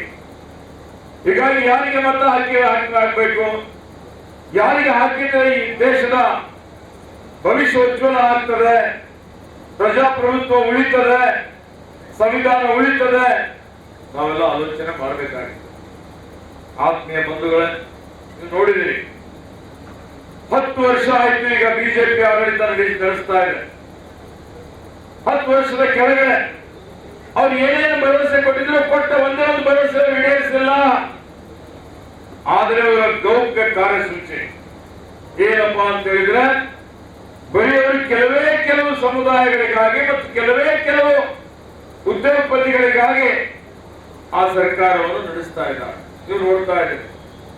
ಅವರ ಏನೊಂದು ನೀತಿ ಇದೆ, ಅವರ ಏನೊಂದು ಕಾರ್ಯಕ್ರಮಗಳಿದ್ದಾವೆ, ಅವೆಲ್ಲ ಕಾರ್ಯಕ್ರಮಗಳು ತೆಗೆದುಕೊಂಡ್ರೆ ಅವ್ರು ಹೇಳಿದ್ದು ಕಪ್ಪು ಹಣ ತರ್ತೀವಿ, ಇವತ್ತೆಲ್ಲರ ಖಾತೆಯಲ್ಲಿ 15 ಲಕ್ಷ ಜಮಾ ಮಾಡ್ತೀವಿ ಅಂತೇಳಿ ಏನ್ ಮಾಡಿದ್ರು? ನೋಟ್ ಬಂದಿ ಮಾಡಿದ್ರು. ಈ ನೋಟ್ ಬಂದಿ ಮಾಡೋದ್ರಿಂದ ಯಾರಿಗೆ ಸಮಸ್ಯೆ ಆಯ್ತು? ಕಡು ಬಡವರಿಗೆ, ಶೋಷಿತರಿಗೆ, ಹಿಂದುಳಿದವರಿಗೆ, ಅಲ್ಪಸಂಖ್ಯಾತರಿಗೆ, ಯಾರು ಇವತ್ತು ಸಣ್ಣ ಪುಟ್ಟ ವ್ಯಾಪಾರ ಮಾಡ್ತಾರೆ ಅಂತವರೆಲ್ಲರಿಗೆ ಅವ್ರಿಗೆಲ್ಲ ಹಣ ಬ್ಯಾಂಕಿನಲ್ಲಿ ಜಮಾ ಮಾಡಿಕೊಂಡು ಆ ಹಣ ಸಾಲದ ರೂಪದಲ್ಲಿ ಉದ್ಯೋಗಪತಿಗಳಿಗೆ ಕೊಟ್ಟು ಈ ದೇಶದ ಆರ್ಥಿಕತೆ ಅದನ್ನು ಕುಸಿಯುವಂತಹ ರೀತಿಯಲ್ಲಿ ಮಾಡಿ ಇಡೀ ದೇಶದ ಜನರಿಗೆ ಬಡವರನ್ನಾಗಿ ಮಾಡುವಂತಹ ಕೆಲಸ ಇವತ್ತು ಭಾರತೀಯ ಜನತಾ ಪಕ್ಷ ಮಾಡಿದ್ದನ್ನು ನೋಡ್ತಾ ಇದ್ದೇವೆ. ಅದೇ ರೀತಿಯಲ್ಲಿ ಇವರು ಹೇಳಿದಂಥದ್ದು ಏನು ರೈತರ ಆದಾಯ ದುಪ್ಪಟ್ಟು ಮಾಡ್ತೀವಿ ಅಂತ ಹೇಳಿದ್ರು. ದುಪ್ಪಟ್ಟು ಆಯ್ತಾ? ಯಾವುದು ದುಪ್ಪಟ್ಟು ಆಗಲಿಲ್ಲ. ಖರ್ಚು ವೆಚ್ಚಗಳು ಜಾಸ್ತಿ ಆದವು. ಇವತ್ತು ನೋಡಿ ಯಾವ ರೀತಿಯಲ್ಲಿ ಬೆಲೆ ಏರಿಕೆ ಆಯಿತು. ಪೆಟ್ರೋಲ್, ಡೀಸೆಲ್, ಗ್ಯಾಸ್ ಸಿಲಿಂಡರ್, ಜೀವನಾವಶ್ಯಕ ವಸ್ತುಗಳು. ಕಾಂಗ್ರೆಸ್ ಸರ್ಕಾರ ಇದ್ದಾಗ 10 ಪೈಸೆ ಜಾಸ್ತಿ ಮಾಡಿದ್ರೆ ಗ್ಯಾಸ್ ಸಿಲಿಂಡರ್ ತಲೆ ಮೇಲೆ ಹೊತ್ಕೊಂಡು ಸ್ಮೃತಿ ಇರಾನಿ ಪ್ರತಿಭಟನೆ ಮಾಡಿದ್ದು ನೋಡಿದ್ದೀರಿ. ಈಗ 400 ಇದ್ದಿದ್ದು 1100 ರೂಪಾಯಿ ಆಗಿದೆ. ಆದ್ರೂ ತುದಿ ಪಿಡಿಕ್ ಅನ್ನೋದಿಲ್ಲ. ಇವರು ದುಡ್ಡು ಎಲ್ಲಿ ಹೋಗ್ತಾ ಇದೆ? ಬಡವರ ದುಡ್ಡು, ಶೋಷಿತರ ದುಡ್ಡು ಇವತ್ತು ಅವರ ಜೇಬಿಗೆ ಇವತ್ತು ಕನ್ನ ಹಾಕಿ ಅವ್ರು ಬರೀ ಉದ್ಯೋಗಪತಿಗಳ ಜೇಬು ತುಂಬುವಂತ ಒಂದು ಕೆಲಸ ಇವತ್ತು ಭಾರತೀಯ ಜನತಾ ಪಕ್ಷ ಮಾಡ್ತಾ ಇದೆ, ನೋಡ್ತಾ ಇದೆ. ಇವತ್ತು ರೈತರ ಸಾಲ ಮನ್ನಾ ಮಾಡಿ ಅಂತ ಹೇಳಿದ್ರೆ, ರೈತರ ಸಾಲ ಮನ್ನಾ ಮಾಡಿದ್ರೆ ದೇಶ ದಿವಾಳಿ ಆಗ್ತದೆ ಅಂತ ಹೇಳಿದ್ರು. ಆದ್ರೆ ಇವರು ಯಾರು ಸಾಲ ಮನ್ನಾ ಮಾಡ್ತಾ ಇದ್ದಾರೆ? ಕೆಲವು ಉದ್ಯೋಗಪತಿಗಳ, ಇವತ್ತೇನು 100 ಉದ್ಯೋಗಪತಿಗಳು ಇರ್ಬೋದು, 200 ಇರ್ಬೋದು, ಅವರಿಗೆ 10 ವರ್ಷದಲ್ಲಿ 16 ಲಕ್ಷ ಕೋಟಿ ರೂಪಾಯಿ ಸಾಲ ಮನ್ನಾ ಮಾಡಿದಂಥದ್ದು ಈ ಬಿಜೆಪಿ ಸರ್ಕಾರ. ಇವರಿಗೆ ನೈತಿಕತೆ ಇದೆಯಾ? ಯಾರ್ಯಾರಿಗೆ ಮಾಡಿದ್ದಾರೆ? ಯಾರ್ಯಾರು ದೇಶ ಬಿಟ್ಟು ಸಾಲ ತೆಗೆದುಕೊಂಡು ಓಡಿ ಹೋಗಿದ್ದಾರೆ? ನೀರವ್ ಮೋದಿ, ವಿಜಯ್ ಮಲ್ಯ, ಮೇಹುಲ್ ಚೌಕ್ಸಿ, ಇಂಥವರೆಲ್ಲರೂ ಅನೇಕ ಜನ ಈ ದೇಶದ ಆರ್ಥಿಕತೆಯನ್ನೇ ಬುಡಮೇಲು ಮಾಡುವಂತವರು. ಇವರಿಗೆಲ್ಲ ಪ್ರಚೋದನೆ ಕೊಟ್ಟಂತದ್ದು, ಸ್ಫೂರ್ತಿ ಕೊಟ್ಟಂತದ್ದು, ಅವಕಾಶ ಕೊಟ್ಟಂತದ್ದು ಇದೇ ಬಿಜೆಪಿ ಸರ್ಕಾರ. ನೋಡಿ, ಇವ್ರು ಹೇಳಿದ್ದು 2 ಕೋಟಿ ಉದ್ಯೋಗ ಸೃಷ್ಟಿ ಮಾಡ್ತೀವಿ ಅಂತ ಹೇಳಿ ಎಲ್ಲಿ ಉದ್ಯೋಗ ಮಾಡಿದ್ರು? 20 ಕೋಟಿ ಆಗ್ಬೇಕಾಗಿತ್ತು. ಎಲ್ಲಿ ಇದ್ದಂತ ಉದ್ಯೋಗ ಕಸಿದ್ಕೊಂಡ್ರು, ಜನ ವಾಪಸ್ ಬಂದ್ರು. ಇವತ್ತು ನೋಡಿ ಸಾರ್ವಜನಿಕ ಉದ್ಯಮಗಳ ಪರಿಸ್ಥಿತಿ ಏನಿದೆ. ಹಿಂದೆ ಕಾಂಗ್ರೆಸ್ ಇದ್ದಾಗ ಇವತ್ತು ನವರತ್ನ ಕಂಪನಿಗಳು ಅಂತ ಹೇಳ್ತಿದ್ದೇವೆ. ಆ ನವರತ್ನ ಕಂಪನಿಗಳು ಎಲ್ಲೆಲ್ಲಿ ರಾಜ್ಯ ಮತ್ತು ಕೇಂದ್ರ ಸರ್ಕಾರಗಳ ಹೂಡಿಕೆ ಇದೆ, ಆ ಹೂಡಿಕೆಯಲ್ಲಿ ಈ ದೇಶದ ಸಂವಿಧಾನಬದ್ಧವಾಗಿ ಶೋಷಿತರಿಗೆ, ಬಡವರಿಗೆ, ಹಿಂದುಳಿದವರಿಗೆ ಮೀಸಲಾತಿ ಸಿಕ್ಕಿ ಅವರೆಲ್ಲರಿಗೆ ಅಲ್ಲಿ ಆರ್ಥಿಕವಾಗಿ ಸದೃಢವಾಗಲಿಕ್ಕೆ ಅನುಕೂಲ ಆಗುವಂತಹ ರೀತಿಯಲ್ಲಿ ಉದ್ಯೋಗ ಸಿಗ್ತಾ ಇತ್ತು. ಆದ್ರೆ ಅಂತವೆಲ್ಲ ಏರ್ಪೋರ್ಟ್ಗಳು ಖಾಸಗೀಕರಣ ಮಾಡಿದ್ರು, ಬಂದರುಗಳು ಖಾಸಗೀಕರಣ ಮಾಡಿದ್ರು. ನಮ್ಮ ಕಣ್ಣಿಲ್ ನಾವು ನೋಡ್ತಾ ಇದ್ದೀವಿ. BSNL, ಈ BSNL ಅನ್ನು ದುರ್ಬಲಗೊಳಿಸಬೇಕೆ ಅಂತ ಹೇಳಿ ಅದಕ್ಕೆ ಸರ್ಕಾರದಿಂದ ಹಣ ಕೊಡದೆ, ಸಾಲ ಕೊಡದೆ ಅಂಬಾನಿಯ ಜಿಯೋಗೆ ಸಾವಿರಾರು ಕೋಟಿ ರೂಪಾಯಿ ಬ್ಯಾಂಕಿನಿಂದ ಸಾಲ ಕೊಡಿಸಿ ಅದು ಒಂದೇ ಮೊನೊಪೊಲಿ ಮಾಡಬೇಕು ಅನ್ನುವಂತ ರೀತಿಯಲ್ಲಿ ಅದಕ್ಕೆ ಕಳಿಸಿ ಸರ್ಕಾರಿ ಸ್ವಾಮ್ಯದ BSNL ಇವತ್ತು ಅದು ಬಹಳ ಇವತ್ತು ಸಾಲ ಇದೆ, ಅದು ನಷ್ಟದಲ್ಲಿದೆ ಅಂತ ಹೇಳಿ ಬಿಂಬಿಸಿ ಅದರಲ್ಲಿದ್ದಂತ ಉದ್ಯೋಗಿಗಳಿಗೆಲ್ಲರಿಗೆ ಇವತ್ತು ವಾಪಸ್ ಕಳಿಸ್ಕೊಟ್ಬಿಟ್ರು. ಬ್ಯಾಂಕ್ ಖಾಸಗೀಕರಣ ಮಾಡಿದ್ರು, ರೈಲ್ವೆ ಖಾಸಗೀಕರಣ ಮಾಡುವಂಥದ್ದು, ಅನೇಕ ರೀತಿಯಲ್ಲಿ ಬರೀ ಖಾಸಗೀಕರಣ. ನೋಡಿ, ಕೇಂದ್ರದಲ್ಲಿ ಸುಮಾರು 30 ಲಕ್ಷ ಹುದ್ದೆಗಳು ಸರ್ಕಾರಿ ನೌಕರಿಗಳು ಖಾಲಿ ಇದೆ. ಭರ್ತಿ ಮಾಡಿದ್ರ? ಇವತ್ತು ಅಗ್ನಿವೀರ್ ಅಂತ ಮಾಡ್ತಾ ಇದ್ದಾರೆ. ಇಲ್ಲಿ ಡಿಫೆನ್ಸ್ ಅಲ್ಲಿ ಆ ಅಗ್ನಿವೀರದಲ್ಲಿ ಅವರಿಗೆ ಕೆಲವೇ ವರ್ಷಗಳ ಟ್ರೈನಿಂಗ್ ಕೊಟ್ಟು ಅವರಿಗೆ ಪರ್ಮನೆಂಟ್ ಆಗಿ ಮಾಡದೆ, ಅವರಿಗೆ ಪೆನ್ಷನ್ ಕೊಡದೆ, ಆ ಏನ್ ಯೋಧರಿದ್ದಾರೆ ಅವರಿಗೆ ನಾಳೆ ಅವರ ಕಾರ್ಯಕರ್ತರಾಗಿ ಅವರಿಗೆ ಉಪಯೋಗ ಮಾಡಿಕೊಳ್ಳುವಂತಹ ರೀತಿಯಲ್ಲಿ, ದುರ್ಬಳಕೆ ಮಾಡಿಕೊಳ್ಳುವಂತಹ ರೀತಿಯಲ್ಲಿ ಇವತ್ತು ಷಡ್ಯಂತ್ರ ಮಾಡಿದಂಥದ್ದು, ಹುನ್ನಾರ ಮಾಡಿದಂಥದ್ದು ನೀವು ನೋಡ್ತಾ ಇದ್ದೀರಿ. ಇವತ್ತು ಯಾವ ರೀತಿಯಲ್ಲಿ ಇವತ್ತೇನು ಪ್ರತಿಯೊಂದು ಅವರ ಒಂದೊಂದು ಕಾರ್ಯಗಳು ಇವತ್ತು ಇಡೀ ದೇಶದಲ್ಲಿ ಎಲ್ಲರಿಗೆ ಸಂವಿಧಾನದಲ್ಲಿ ಇವತ್ತು ಸರ್ವರಿಗೂ ಸಮಪಾಲು ಅನ್ನುವಂಥದ್ದು ಇದೆ. ಅದು ಇವರು ಮಾಡ್ತಕ್ಕಂಥದ್ದು ಏನಿದೆ, ಕೆಲವು ಸಮುದಾಯಗಳ ಬಗ್ಗೆ ಅವರಿಗೆ ಗುರಿಯನ್ನಾಗಿ ಇಟ್ಕೊಂಡು ಅನೇಕ ಕಾಯ್ದೆಗಳನ್ನು ಮಾಡಿ ಆ ಕಾಯ್ದೆಗಳನ್ನು ದುರ್ಬಳಕೆ ಮಾಡಿಕೊಂಡು ಅವರಿಗೆ ಶೋಷಣೆ ಮಾಡುವಂಥದ್ದು, ಇವತ್ತು ಅವರಿಗೆ ಯಾವ ರೀತಿಯಲ್ಲಿ ಹ್ಯಾಸ್ ಮಾಡುವಂಥದ್ದು, ತೊಂದರೆ ಕೊಡುವಂಥದ್ದು, ಅವರ ಧಾರ್ಮಿಕ ಕೇಂದ್ರಗಳ ಮೇಲೆ ದಾಳಿ ಮಾಡುವಂಥದ್ದು, ಅವರಿಗೆ ಆತ್ಮಗೌರವದಿಂದ ಜೀವನ ನಡೆಸಲಿಕ್ಕೆ ಬಿಡದೇ ಇರುವಂಥದ್ದು ನಮ್ಮ ಕಣ್ಣಿಂದ ನಾವು ನೋಡ್ತಾ ಇದ್ದೇವೆ. ಕಾಂಗ್ರೆಸ್ ಪಕ್ಷದ ಅಭ್ಯರ್ಥಿಯಾಗಿ ಒಬ್ಬ ಯುವಕ ಮುಖಂಡ NSY ಪ್ರಧಾನ ಕಾರ್ಯದರ್ಶಿಯಾಗಿ ಕೋವಿಡ್ ಸಂದರ್ಭದಲ್ಲಿ ನೋಡಿ, ಬಿಜೆಪಿಯ ದುರಾಡಳಿತದಿಂದ ಈ ದೇಶದಲ್ಲಿ ಎಷ್ಟು ಜನ ಸತ್ರು? ಇವ್ರು ತೋರಿಸಿದ್ದು 4 ಲಕ್ಷ ಜನ, ಸತ್ತಿದ್ದು 50 ಲಕ್ಷ ಜನ. ಯಾರಿಗೂ ಹೇಳದೆ ಕೇಳದೆ ಇವತ್ತು ಎಲ್ಲಾ ರೀತಿಯ ಕರ್ಫ್ಯೂ ತಂದುಬಿಟ್ಟು ಹಾದಿಯಲ್ಲಿ ಬೀದಿಯಲ್ಲಿ ಜನ ಸತ್ರು. ಇವತ್ತು ಬೆಡ್ ಇಲ್ಲದೆ, ಆಕ್ಸಿಜನ್ ಇಲ್ಲದೆ, ರೆಮ್ಡೆಸಿವಿರ್ ಇಲ್ಲದೆ, ಇವ್ರ ಕಾರ್ಯಕಾಲದಲ್ಲಿ ರೆಮ್ಡೆಸಿವಿರ್ ಇಂಜೆಕ್ಷನ್ 2,000 ಇದ್ದಿದ್ದು 30,000 ರೂಪಾಯಿ ಕಾಳಸಂತೆಯಲ್ಲಿ ಮಾರಾಟ ಮಾಡಿಕೊಟ್ಟು ಇವತ್ತೇನು ಅವರಿಗೆ ನೈತಿಕತೆ ಇದೆ ಮತ ಕೇಳಲಿಕ್ಕೆ? ಇವರೆಲ್ಲರ ಅನೇಕ ಮುಕ್ತ ಜನರ ಸಾವಿಗೆಲ್ಲ ಕಾರಣಕರ್ತರಾಗಿದ್ದಾರೆ. ಪ್ರಶ್ನೆ ಇವತ್ತು ಜನ ಅವತ್ತೇ ಮಾಡಬೇಕಾಗಿತ್ತು.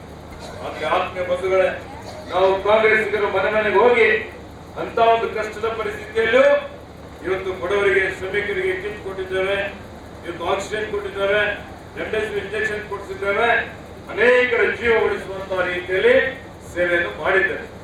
ಅದಕ್ಕೆ ಇವತ್ತು ಸಾಗರ್ ಒಬ್ಬ ಕಾನೂನು ಪದವೀಧರನಾಗಿ ಸಂವಿಧಾನವನ್ನು ಒಳ್ಳೆಯ ರೀತಿಯಿಂದ ಅರಿತುಕೊಂಡು ಅದನ್ನು ಪಾರ್ಲಿಮೆಂಟ್ ಅಲ್ಲಿ ಲೋಕಸಭೆಯಲ್ಲಿ ಯಾವ ರೀತಿಯಲ್ಲಿ ಅನುಷ್ಠಾನ ಮಾಡಬೇಕು ಅನ್ನೋದರ ಬಗ್ಗೆ ಬಹಳ ಚಿಂತನೆಯಲ್ಲಿ ಇಟ್ಕೊಂಡು ಹೊಸ ಆಲೋಚನೆಗಳು, ಹೊಸ ಯೋಜನೆಗಳು, ಹೊಸ ದೂರದರ್ಶಿತ್ವ ಬೇಕಾಗಿದೆ. ಯುವ ಶಕ್ತಿ ಅಣುಶಕ್ತಿಯಿಂದ ಹಾಗೆ ಪರಿವರ್ತನೆ ಬದಲಾವಣೆ ಆಗಬೇಕು. ಆ ನಿಟ್ಟಿನಲ್ಲಿ ಬೀದರ್ ಜಿಲ್ಲೆ ಜನರ ಧ್ವನಿಯಾಗಿ लोकसभा में ध्वनियागी परिवार हमारे जय भीम का एक परिवार है।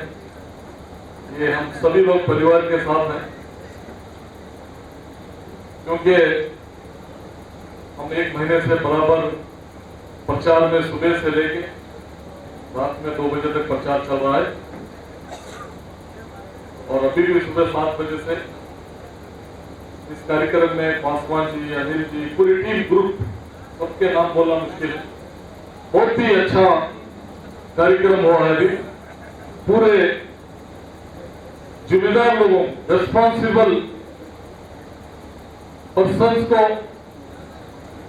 संगठन को आज यहाँ पे बुला के मीटिंग किया। नहीं तो 5-10 हजार लोगों का मीटिंग करते थे, वो करने से वो एक अलग सिस्टम है। ये जो है जिम्मेदारी देने के लिए आज का कार्यक्रम बुलाया गया। आज का इसलिए जिम्मेदारी है, हम लोग बराबर वोट तो करते हैं, लेकिन वोटिंग परसेंटेज बढ़ना चाहिए। हमारा कांग्रेस के जितने चाहने वाले हैं, जितने लोग कांग्रेस को डालते हैं, मैं एक एग्जांपल बोलना चाहता हूं।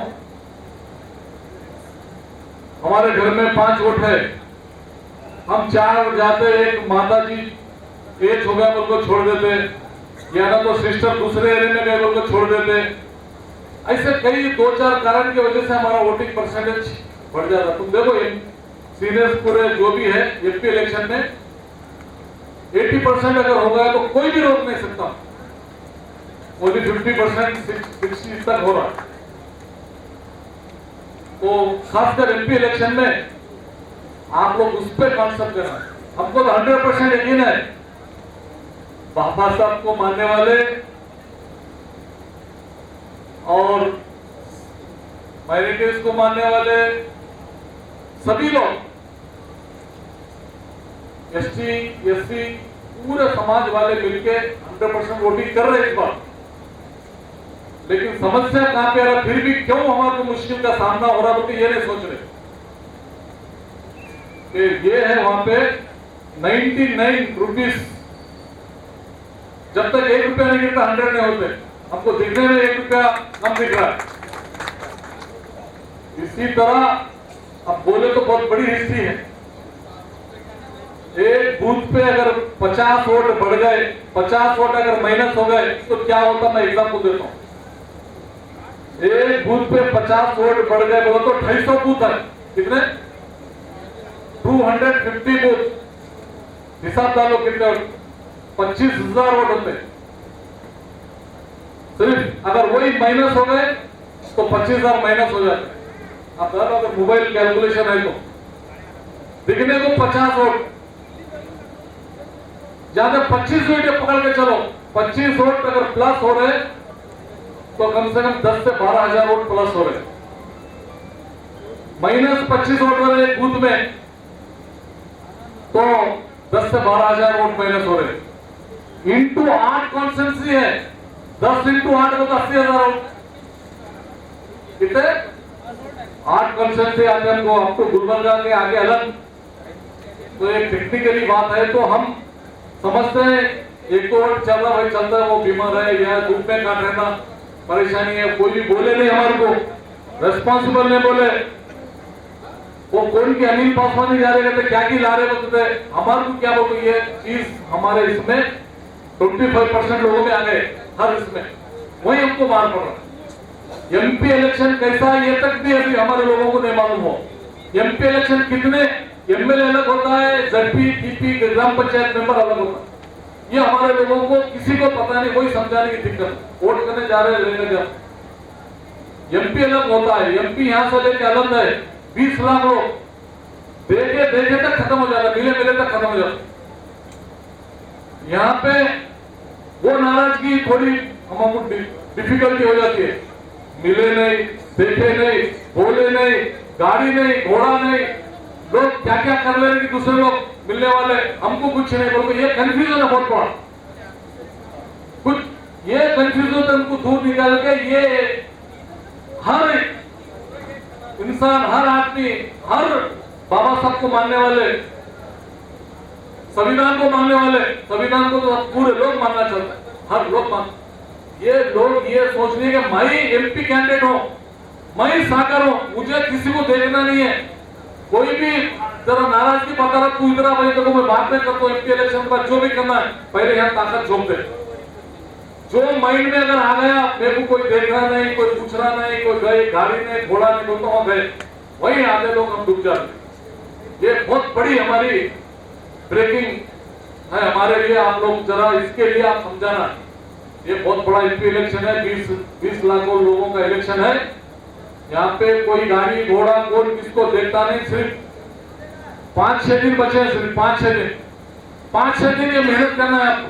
हम यहाँ इतने लोग कितनी दूर दूर से आके आपको बोल रहे हैं, आप सुन लिए, डालना है तो चले गए, तो हम फिर डालना नहीं है, आपको जिम्मेदारी देने के लिए, खून पसीना एक करने के लिए यहाँ पे बुलाए। आप 5-6 दिन मेहनत करने के लिए बुलाए। धूप में शाम में 4 घंटे, सुबह 2 घंटे करे तो बस छोटा सा काम है। टेक्निकली क्या की बहुत बड़ा सोच रहे लोग। आप एक बूथ में ऐसा जो 2-4 घंटे में तो वो पूरा बूथ का एरिया कवर हो जाता है, एक गांव पूरा कवर हो जाता है 2-4 घंटे में। आपको सभी को समझाना है, सबसे ज्यादा वोटिंग का कोई भी 100% वोटिंग होने के लिए समझाना। डाल दी सोचे नहीं है, बोल रहे हर फंक्शन में आ रहा हूं मैं, हम देख रहे डाल देंगे, वो फील्ड में कोई नहीं है, वो वर्क करने की जगह कोई भी नहीं दिख रहा। तो इसके लिए मैं रिक्वेस्ट कर रहा हूं आप लोगों से, क्योंकि मैं टेक्निकल बात, आप हर फंक्शन में हर चीज सुने, क्या क्या हो रहा है पूरे देश में पूरा मालूम है। ನಾವು ಪ್ರಜಾಪ್ರಭುತ್ವದ ಇವತ್ತು ಯಾವ ಹಂತಕ್ಕೆ ತಂದಿಟ್ಟಿದೆ ಬಿಜೆಪಿ ಅಂತಕ್ಕಂಥದ್ದು ದಿನಾಲೂ ನೋಡ್ತಾ ಇದ್ದೀವಿ. ಇವತ್ತು ಮೋದಿ ತನ್ನ ಅಧಿವೇಶನದಲ್ಲಿ ಹೇಳ್ತಾನ ಮೀಸಲಾತಿ ನಾನು ತೆಗೆದುಬಿಡ್ತೀನಿ ಅಂತಕ್ಕಂಥ ನೇರವಾಗಿ ಹೇಳ್ತಾನ. ನಮಗಿರ್ತಕ್ಕಂಥ ಒಂದು ಹಕ್ಕು, ಒಂದು ಶಿಕ್ಷಣ, ಒಂದು ಮೀಸಲಾತಿ, ಆ ಶಿಕ್ಷಣ ಕೂಡ ಕೇಸರೀಕರಣ ಮಾಡಲಿಕ್ಕೆ ಕೊಟ್ಟಿದ್ದಾರೆ ಇವತ್ತವರು.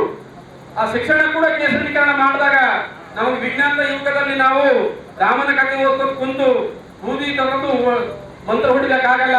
ಇವತ್ತು ಸೈನ್ಸ್ ಯುಗದ, ವಿಜ್ಞಾನ ಯುಗದಾಗ ಇವತ್ತು ಎಲ್ಲಿ ಇಡೀ ಪ್ರಪಂಚ ಯಾವ ಕಡೆ ಹೋಗ್ತಾ ಇದೆ. ಇವತ್ತು ಒಂದು ಸಣ್ಣ ರಾಷ್ಟ್ರ ಇವತ್ತೆಂತ ದೊಡ್ಡ ದೊಡ್ಡ ರಾಷ್ಟ್ರಗಳು ಎದುರಿಸ್ತಾರೆ, ಯಾಕಂದ್ರೆ ಅವರು ವಿಜ್ಞಾನ ಇದೆ. ನಾವು ಬಾಬಾ ಸಾಹೇಬ್ ಅಂಬೇಡ್ಕರ್ ಅವರ ಕೊಟ್ಟಂತ ಮಾರ್ಗದಲ್ಲಿ, ಬಾಬಾ ಸಾಹೇಬ್ ಕೊಟ್ಟಂತ ಓಟಿನಲ್ಲಿ ಈ ದೇಶ ಉಳಿಸ್ಬೋದು, ಈ ಪ್ರಜಾಪ್ರಭುತ್ವ ಉಳಿಸ್ಬೋದು, ಬಾಬಾ ಸಾಹೇಬ್ ಅಂಬೇಡ್ಕರ್ ದಾರಿಯನ್ನು ಉಳಿಸ್ಬೋದು ಅಂತ ಹೇಳಿ ಇವತ್ತು ನಾವೆಲ್ಲರ ಹಿರಿಯರು ಅನೇಕ ಹೋರಾಟಗಳು ಮಾಡಿದ್ದಾರೆ, ತನ್ನ ಜೀವನವನ್ನೇ ಮುಡುಪಾಗಿಟ್ಟಿದ್ದಾರೆ. ಅವರೆಲ್ಲ ಬದುಕು ತನ್ನ ಸಮಾಜಕ್ಕಾಗಿ ಹಗಲು ರಾತ್ರಿ ತನ್ನ ಹೆಂಡರ ಮಕ್ಕಳು ಅನ್ನೋದೇ, ತನ್ನ ಕುಟುಂಬ ಅನ್ನೋದೇ ಅವರು ಬೀದಿಗೆ ಹೋರಾಟ ಮಾಡಿ ನಮಗೆಲ್ಲ ಸಾಮಾಜಿಕ ನ್ಯಾಯ ಕೊಡ್ತಕ್ಕಂಥ ಶಕ್ತಿ ಕೂಡ ಕೊಟ್ಟಿದ್ದಾರೆ. ಇವತ್ತು ಯಾರಾದ್ರೂ ದಲಿತ ಹುಡುಗರಿಗೆ ಎಲ್ಲಾರು ಆಗ್ಯಾರ ಅಂತಂದ್ರ ನಾವು ರೋಡಿ ಕಟ್ಟ ತಿಳಿತೇವು, ಯಾಕಂದ್ರೆ ನಮ್ಮ ಹಿರಿಯರು ಕರ್ಸ್ಕೊಟ್ಟಂತ ಹೋರಾಟ ನಮ್ಗೆ ಆ ಮನುಬಲ, ಆ ತಾಕತ್, ನಮ್ಮ ಹಿಂದಿರ್ತಕ್ಕಂಥ ಶಕ್ತಿ ಬಾಬಾ ಸಾಹೇಬ್ ಅಂಬೇಡ್ಕರ್ ಇರ್ತಕ್ಕಂಥ ಸೂರ್ಯ, ಆ ಸೂರ್ಯನ ಆಶೀರ್ವಾದದಿಂದಾಗಿ ನಾವು ಇವತ್ತು ಈ ದೇಶದಲ್ಲಿ ಪ್ರಜಾಪ್ರಭುತ್ವ ಮಾತಾಡಕ್ಕಾಗ್ತದ, ಹೋರಾಟ ಮಾಡಕ್ಕಾಗ್ತದೆ. ಬಂಧುಗಳೇ, ಯಾವ ಓಟ್ ಹಾಕಿ ನನಗಂತ ಕೇಳಕ್ ಬರ್ತಾ ಇದ್ದ, ನಮ್ ಓಟ್ ಹಾಕ್ರಿ ಬಾಬಾ ಸಾಹೇಬ್ ಸೀನಿಯರ್ ಅಪ್ಪ, ನಿನಗೆ ಇದ್ದಿರ್ಬೇಕು. ಆದ್ರೆ ಇವತ್ತಿನ ಸಂದರ್ಭದಲ್ಲಿ ಬಿಜೆಪಿ ಸೋಲಿಸ್ತಕ್ಕಂಥ ಶಕ್ತಿ ನಿನಗಿದ್ರೆ ನಾವು ಸಪೋರ್ಟ್ ಮಾಡ್ತೇವೆ. ಆದ್ರ ನಿನಗೆ ಬಿಜೆಪಿ ಸೋಲಿಸ್ತಕ್ಕಂಥ ಶಕ್ತಿ ಇಲ್ಲ. ಬಿಜೆಪಿ ಸೋಲಿಸ್ತಕ್ಕಂಥ ಒಂದೇ ಒಂದು ಶಕ್ತಿ ರಾಷ್ಟ್ರ ಮಟ್ಟದಲ್ಲಿ ಕಾಂಗ್ರೆಸ್ಗೆ, ಅದು ಪರವಾಗಿ ಈ ಸಾರಿ ನಾವು ಕಾಂಗ್ರೆಸ್ ಮತ ಹಾಕ್ತೀವಿ ಅಂತಕ್ಕಂಥ ನಿರ್ಣಯ ನಾವು ಈ ಸಾರಿ ಮಾಡಿದೀವಿ. ಅದಕ್ಕ ಎಲ್ಲರೂ ಪ್ರತಿಯೊಬ್ಬರ ಆದ್ಯ ಕರ್ತವ್ಯ ಇದೆ ಮತದಾನ ಮಾಡ್ತಕ್ಕಂಥದ್ದು. ನಾವು ಕೇವಲ ನಾವು छुट्टी ಮಾಡ್ತೀವಿ, ನಾವು छुट्टी ಮಾಡಿ ಅಲ್ಲೇ ಏನ್ ಮಾಡೋದು, ನಾವು ಮತದಾನ ಮಾಡ್ತಕ್ಕಂಥ ನಾವು ಎಲ್ಲೇ ಅಂತಂದ್ರೆ ಯಾವುದೇ ಊರಾಗಿರ್ಲಿ, ದಯಮಾಡಿ ಅವನಿಗೆ ಒಂದು ಕರೆಸಿ ವೋಟ್ ಹಾಕಿಸುವಂತ ಕೆಲಸ ನಮ್ಮೆಲ್ಲರ ಮುಖಂಡರ ಎಲ್ಲೆಲ್ಲ ನೀವು ಊರಾಗ ಹೋದಾಗ ಲಿಸ್ಟ್ ಮಾಡಬೇಕು. ದಯಮಾಡಿ ನಮ್ಗೆ ಯಾರು ಕರೆದಿಲ್ಲ, ನಮ್ಗೆ ಯಾರು ನೋಡಿಲ್ಲ ಅಂತ ಇದು ಪ್ರಜಾಪ್ರಭುತ್ವ ಹಬ್ಬ, ಇದು ಜಾತ್ರೆ. ಈ ಜಾತ್ರೆ ಯಾರು ನಡೆದ್ರು ಅವರೇ ಮುಂದೆ. ನಮ್ಮ ಬಸವರಾಜ ಮಾಳಿಗೆ ದಯಮಾಡಿ ಬರ್ಬೇಕಂತ ಮನವಿ ಮಾಡ್ಕೊತೀನಿ. ಅದಕ್ಕೆ ಇವತ್ತು ಬಾಬಾ ಸಾಹೇಬ್ ಅಂಬೇಡ್ಕರ್ ವಿಚಾರಗಳು ಉಳಿಸಬೇಕಾಗಿದೆ, ಸಂವಿಧಾನ ಉಳಿಸಬೇಕಾಗಿದೆ, ಪ್ರಜಾಪ್ರಭುತ್ವ ಉಳಿಸಬೇಕಾಗಿದೆ. ನಾವೆಲ್ಲರೂ ಸೇರಿ ಪ್ರಜಾಪ್ರಭುತ್ವ ಉಳಿಸಿ, ಬಾಬಾ ಸಾಹೇಬ್ ಅಂಬೇಡ್ಕರ್ ವಿಚಾರಧಾರೆಯನ್ನು ಉಳಿಸಿ, ನಾವು ಈ ಮುಂದುವರೆದ ಲೋಕಸಭಾ ಚುನಾವಣೆಯಲ್ಲಿ ನಮ್ಗ 7ನೇ ತಾರೀಕು ಮೇ 7ನೇ ತಾರೀಕು ಮತದಾನ ಇದೆ. ತಾವೆಲ್ಲರೂ ಒಬ್ಬೊಬ್ಬ ವ್ಯಕ್ತಿ 100 ವೋಟ್ ಹಾಕ್ತಕ್ಕಂಥ ಕೆಪಾಸಿಟಿ ಉಳ್ಳತಕ್ಕ ವ್ಯಕ್ತಿ ಬಂದಿಲ್ಲ. ಯಾರು ಸಾಧಾರಣ ವ್ಯಕ್ತಿಗಳು ಬಂದಿಲ್ಲ. ನೀವು ಯಾರು ಸಾಧಾರಣನಲ್ಲ. 100 ವೋಟ್ ಹಾಕ್ತಕ್ಕಂಥ ಶಕ್ತಿ ಇರ್ತಕ್ಕಂಥ ಎಲ್ಲರೂ ಇದ್ದೀರಿ. ಪ್ರತಿಯೊಬ್ಬರು ಪ್ರತಿಜ್ಞೆ ಮಾಡ್ಬೇಕು. ನಾನು 100 ವೋಟ್ ಇಡೀ ಜಿಲ್ಲೆದ ನನ್ನ ಎಲ್ಲೇ ಸಂಬಂಧಿಕರಿಗೆ ಎಲ್ಲೇ 100 ವೋಟ್ ನಾನು ಹಾಕಿಸಿ ಮನೇಲಿ ಹೋಗಿರ್ತಕ್ಕಂಥ ಇವತ್ತು ನಾವು ಶಪಥ ಮಾಡಬೇಕು. ಅದಕ್ಕೆ ದಯಮಾಡಿ ನಾವೆಲ್ಲರೂ ಇವತ್ತಿನ ಕಾರ್ಯಪ್ರವರ್ತರಾಗಿ ನಾವು ಈ ಕೋಮುವಾದಿ ಶಕ್ತಿಯನ್ನು ಸೋಲಿಸ್ಲಾಕ ನಾವೆಲ್ಲರೂ ಟಂಕ ಕಟ್ಟಿ ನಿಂತು ಕೆಲಸ ಮಾಡಿ ಅಂತ ಹೇಳ್ತಾ ನಾನು ಮಾತಾಡಲು ಅವಕಾಶ ಮಾಡಿಕೊಟ್ಟಂತ ತಾವೆಲ್ಲರಿಗೂ ಒಂದಿಷ್ಟು ಮಾತು ಮುಗಿಸ್ತೀನಿ. ಜೈ ಭೀಮ್, ಜೈ ಭಾರತ್. ಯಾಕೆಂದ್ರೆ ಈ ಚುನಾವಣೆ ಸಂವಿಧಾನ ಉಳಿಬೇಕಾದ್ರ ಹಿಂದೆ ಮುಂಬೈನ ಹೈಕೋರ್ಟ್ ನ್ಯಾಯಾಧೀಶರು ಬೀದರ್ ಬಂದಿದ್ದರು. ಗೋಡ್ಸೆ ಸಾಹೇಬ್ ಅಂತ ನಿಮಗೆಲ್ಲ ಗೊತ್ತಿರಬೇಕು. ಅವ್ರು ಹೇಳಿದ್ರು, ಅರೆ बीदर में बीजेपी कैसा जीत रहा है, जहाँ संविधान का समिति है, जहाँ संविधान के लोग हैं, अगर बीदर में बीजेपी जीत रहा है तो कुछ गड़बड़ है. उस गड़बड़ को हम खत्म करना है. ಏನು ಗಡಬಡ ಆಗ್ತಾ ಇದೆ, ನಮ್ಮ ಏನು ಓಟ್ಗಳು ಧ್ರುವೀಕರಣ ಆಗ್ತಾ ಇದೆ. ಪರಿಶಿಷ್ಟ ಜಾತಿ, ಪರಿಶಿಷ್ಟ ಪಂಗಡ, ಹಿಂದುಳಿದವರು, OBC-ದವರು, ಮೈನಾರಿಟಿಯವರು, ಕ್ರೈಸ್ತ ಮತಗಳು ಮತ್ತೆ ಪ್ರಗತಿಪರರು ಎಲ್ಲ ಮತಗಳನ್ನು ಒಟ್ಟಾಗಿ ಇವತ್ತು ನಾವು ಸಾಗರ ಖಂಡರಿಗೆ ಬೆಂಬಲ ಮಾಡಬೇಕಾಗಿದೆ. ಒಂದು 2 ಲಕ್ಷದಿಂದ ನಾವು ಅವರಿಗೆ ಕಳಿಸಬೇಕಾಗಿದೆ. ಬಂಧುಗಳೇ, ಮಂದಿ ಬಹಳ ಮಾತಾಡ್ತಾ ಇದ್ದಾರ, ಅದೇ ಹೆಂಗೈತದ್ರಿ ಇದೇ ಹೆಂಗೈತದ್ರಿ. ಈಶ್ವರ್ ಸಾಹೇಬರು ಮಂತ್ರಿ ಯಾರ ರಾಜ್ಯದಾಗ ಮತ್ತೊಬ್ಬರಲ್ಲಿ ಹೋಗ್ಬೇಕು. ಹಂಗಲ್ಲ, ಇವತ್ತು ಡಬಲ್ ಇಂಜಿನ್ ಸರ್ಕಾರ ನಮಗೆ ಬರಬೇಕಾಗಿದೆ. ಈಗಾಗಲೇ ರಾಜ್ಯದಲ್ಲಿ ಸಿದ್ದರಾಮಯ್ಯ ನೇತೃತ್ವದ ಸರ್ಕಾರ ಇದೆ. ಮುಂದೆ ಬರ್ತಕ್ಕಂಥ ಸರ್ಕಾರ ಅದು ಮಲ್ಲಿಕಾರ್ಜುನ್ ಖರ್ಗೆ ಅವರ ನೇತೃತ್ವದ ಸರ್ಕಾರ ಆಗಬೇಕು. ಈಗ 2 ಹಂತದ ಚುನಾವಣೆಯಲ್ಲಿ ಇವತ್ತು ನಮ್ಮ ಇಂಡಿಯಾ ಒಕ್ಕೂಟ ಮುನ್ನಡೆ ಸಾಧಿಸಿದೆ. ಹಾಗಾಗಿ ಈ ಬರ್ತಕ್ಕಂಥ 7ನೇ ತಾರೀಕಿಗೆ ನಾವು ಪ್ರತಿಯೊಬ್ಬರು ಗ್ರಾಮದಲ್ಲಿ, ಪ್ರತಿಯೊಂದು ಹಳ್ಳಿಯಲ್ಲಿ, ಪ್ರತಿಯೊಬ್ಬ ಮುಖಂಡ ಇಲ್ಲಿ ಹೋದಂತ, ಯಾಕೆಂದ್ರೆ OBC ಜನರ ಓಟ್ಗಳು ಆ ಕಡೆ ಹೋಗುತ್ತಾರಂತ ಕೆಲಸ ಯಾರ ತಡಿತಾರೆ ಅಂದ್ರೆ ಅದು ದಲಿತ ಚಳವಳಿ ಮುಖಂಡರುಗಳು. ಇವರು ನಮ್ಮ ಮೇಲೆ ಜವಾಬ್ದಾರಿ ಇದೆ. ಯಾಕೆಂದ್ರೆ ಅವರನ್ನ ಕರ್ಕೊಂಡು ಬರಬೇಕಾಗಿದೆ. ಯಾಕೆಂದ್ರೆ ಅವರು ಸ್ವಲ್ಪ ಇನ್ನೂ ಹಿಂದುತ್ವ, RSS ಸ್ವಲ್ಪ ಅದರಲ್ಲಿ ಅವರು ಒದ್ದಾಡ್ತಾ ಇದ್ದಾರೆ. ಆ ಯುವಕರನ್ನ, ಆ ಜನರನ್ನ ಕರ್ಕೊಂತ ಕೆಲಸ ನಾವು ಮಾಡಬೇಕಾಗಿದೆ. ಅದಕ್ಕಾಗಿ ದಲಿತ ಚಳವಳಿ ಸದಾ ಮುಂಚೂಣಿಯಲ್ಲಿ ನಿಂತು ಈ ಹೋರಾಟ ರಾಜ್ಯಾದ್ಯಂತ ಮಾಡ್ತಾ ಇದೆ. ಯಾಕೆಂದ್ರೆ ಬಾಬಾ ಸಾಹೇಬ್ ಅಂಬೇಡ್ಕರ್ ಅವರು ಮೊಟ್ಟ ಮೊದಲನೇದಾರಿಗೆ ಯಾರಿಗೆ ರಿಸರ್ವೇಶನ್ ಕೊಟ್ಟರಂದ್ರೆ ಅದು ಹಿಂದುಳಿದ ಜನರಿಗೆ ರಿಸರ್ವೇಶನ್ ಕೊಟ್ಟಿದ್ದ ಜನರಿಗೆ ನಾವು ಹೇಳಬೇಕಾಗಿದೆ. ಇಂತಹ ಒಂದು ಸಂದರ್ಭದಲ್ಲಿ ನಾವು ಈ ಒಂದು ಕಾಲಘಟ್ಟದಲ್ಲಿ ಇದ್ದೀವಿ. 2024ರ ಚುನಾವಣೆ ಬಹಳ ಮಹತ್ವದ ಚುನಾವಣೆ ಇದೆ. ಬಹಳ ಮಂದಿ ಅಲ್ಲಿ ಇಲ್ಲಿ ಹೇಳ್ತಾರ, ಏನಾಗ್ತದೆ ಅಂತಲ್ಲ. ಈ ಚುನಾವಣೆಯಲ್ಲಿ ನಾವು ಜಯಶಾಲಿ ಆಗಲೇಬೇಕು. ಅದು ಬೀದರ್ನ ಬಸವ ಭೂಮಿಯಿಂದ ಕಾಂಗ್ರೆಸ್ಸಿನ ಹಸ್ತ ಇಲ್ಲಿಂದಲೇ ಗೆಲುವಾಗಬೇಕು ಅಂತಂದ್ರೆ ಆ ಕೆಲಸವನ್ನ ನೀವು ಮಾಡ್ತೀವಿ. ಅದ್ರ ಜೊತೆಯಲ್ಲಿ ಮುಂದೆ ನಮ್ಮ ಅನೇಕ ಸಮಸ್ಯೆಗಳಿರ್ಬೋದು, ನಮ್ಮ ಅನೇಕ ಬೇಡಿಕೆಗಳಿರ್ಬೋದು, ನಮ್ಮ ಅನೇಕ ಸಮಸ್ಯೆಗಳಲ್ಲಿ, ಅನೇಕ ಸಂದರ್ಭಗಳಲ್ಲಿ ನಮ್ಮ ಎಲ್ಲಾ ಮುಖಂಡರುಗಳನ್ನು ಮಾತನಾಡಿದ್ದಾರೆ. ಅದಕ್ಕಾಗಿ ಮಾನ್ಯ ಈಶ್ವರ್ ಖಂಡ್ರೆಯವರು ಮತ್ತು ಮಾನ್ಯ ರಹೀಂ ಖಾನ್ ಅವರು ನಮ್ಮ ಬರ್ತಕ್ಕಂಥ ದಿನಗಳಲ್ಲಿ ಮಾನ್ಯ ಸಚಿವರು ದಯವಿಟ್ಟು ಮಾನ್ಯ ಸಚಿವರಲ್ಲಿ ವಿನಂತಿ ಮಾಡಿಕೊಳ್ತಾ ಇದ್ದೇನೆ. ಖಂಡ್ರೆ ಸಾಹೇಬರಂತ, ರಹೀಂ ಖಾನ್ ಸಾಹೇಬರಲ್ಲಿ ನಮ್ಮ ಅನೇಕ ಸಮಸ್ಯೆಗಳಿರ್ಬೋದು, ಬೇಡಿಕೆಗಳಿರ್ಬೋದು, ಇನ್ನೇನು ಎಲ್ಲ ಒಂದೇ ದಿನ ಪರಿಹಾರ ಆಗಲ್ಲ. ಸರ್ಕಾರ ಹೊಂದಿದೆ. ಈ 4 ವರ್ಷ ಸರ್ಕಾರ ಇರ್ತದೆ. ಈ ಗ್ಯಾರಂಟಿಗಳಿಂದ ಮುಂದಿನ 5 ವರ್ಷವೂ ಸಹ ಕಾಂಗ್ರೆಸ್ ಸರ್ಕಾರ ರಾಜ್ಯದಲ್ಲಿ ಇರ್ತದೆ. ಹಾಗಾಗಿ ಇಬ್ಬರು ಮುಖಂಡರ ಮೇಲೆ ನಮ್ಮ ಪೂರ್ಣ ವಿಶ್ವಾಸ ಇದೆ. ಅವರಿಗೆ ಸಂಪೂರ್ಣ ಬೆಂಬಲ ಎಲ್ಲಾ ಸಂಘಟನೆಗಳು ಕೊಡ್ತಾ ಇದ್ದೀವಿ. ಹಾಗಾಗಿ ಕಳೆದ 2-3 ಸಭೆಗಳಲ್ಲಿ ಸರ್, ಜಿಲ್ಲಾ ಮಟ್ಟದ ಸಭೆಗಳಲ್ಲಿ ನಮ್ಮ ಅನೇಕ ತಮ್ಮ ಅನಿಸಿಕೆಗಳನ್ನು, ತಮ್ಮ ಬೇಡಿಕೆಗಳನ್ನು ಇಟ್ಟಿದ್ದಾರೆ ಸರ್. ಹಾಗಾಗಿ ಈ ಬರ್ತಕ್ಕಂಥ ಚುನಾವಣೆ ಆದ್ಮೇಲೆ, ಇವತ್ತು ಚುನಾವಣೆ ಸಂದರ್ಭದಲ್ಲಿ ಯಾವುದೇ ಒಂದು ಆಶ್ವಾಸನೆ ಕೊಡ್ಲಕ್ಕೆ ಬರೋದಿಲ್ಲ. ಆದ್ರೂ ನಮ್ಗೆ ಪೂರ ವಿಶ್ವಾಸ ಇದೆ ಖಂಡ್ರೆ ಅವ್ರ ಮೇಲೆ ಮತ್ತು ರಹೀಂ ಖಾನ್ ಮೇಲೆ. ನಿಮಗೂ ವಿಶ್ವಾಸ ಇದೆ. ಜೋರಾದ ಚಪ್ಪಾಳೆಯೊಂದಿಗೆ ನಮ್ಮ ಎಲ್ಲ ಬೇಡಿಕೆಗಳನ್ನ, ನಮ್ಮ ಸಮಸ್ಯೆಗಳನ್ನ ಹಂತ ಹಂತವಾಗಿ ನಾವೆಲ್ಲ ಪರಿಹಾರ ಮಾಡ್ಕೊಳ್ಳೋಣ. ಆದರೆ ಚುನಾವಣೆ ಸಂದರ್ಭದಲ್ಲಿ, ಯೂತ್ ಸಂದರ್ಭದಲ್ಲಿ ನಾವು ಯಾರಿಗೆ ಕಾಂಪ್ರಮೈಸ್ ಆಗಲ್ದೇನೆ ಇವತ್ತು ನಾವು ಒಂದೇ ಒಂದು ದಾರಿ ಇದೆ ನಮಗೆ. ಯಾಕೆ ಮೊನ್ನೆ ಖರ್ಗೆ ಸಾಹೇಬರು ಹೋದ್ರು, ಎಲ್ಲಿ ಹೋದ್ರು ನಿಮ್ಗೆ ಕೈ ಸಂಖ್ಯೆ ಇರ್ತಾರ ಅಂತ ಹೇಳುದು. ನಿಮ್ಮ ಸಾಹೇಬರು ಖರ್ಗೆ ಸಾಹೇಬರು ಏನಂದ್ರು, ಯಾಕಂದ್ರೆ ಹೋದ್ರೆ ರೇಟ್ಸ್ ಅಂತ ಇರ್ತಾವ. ಹಂಗೆ ಯಾವ ಊರಾಗ ಹೋದ್ರೆ ಯಾವ ಡಬ್ಬಿ ತಂದ್ರೆ ಕೈಗೆ ಬರ್ಬೇಕು.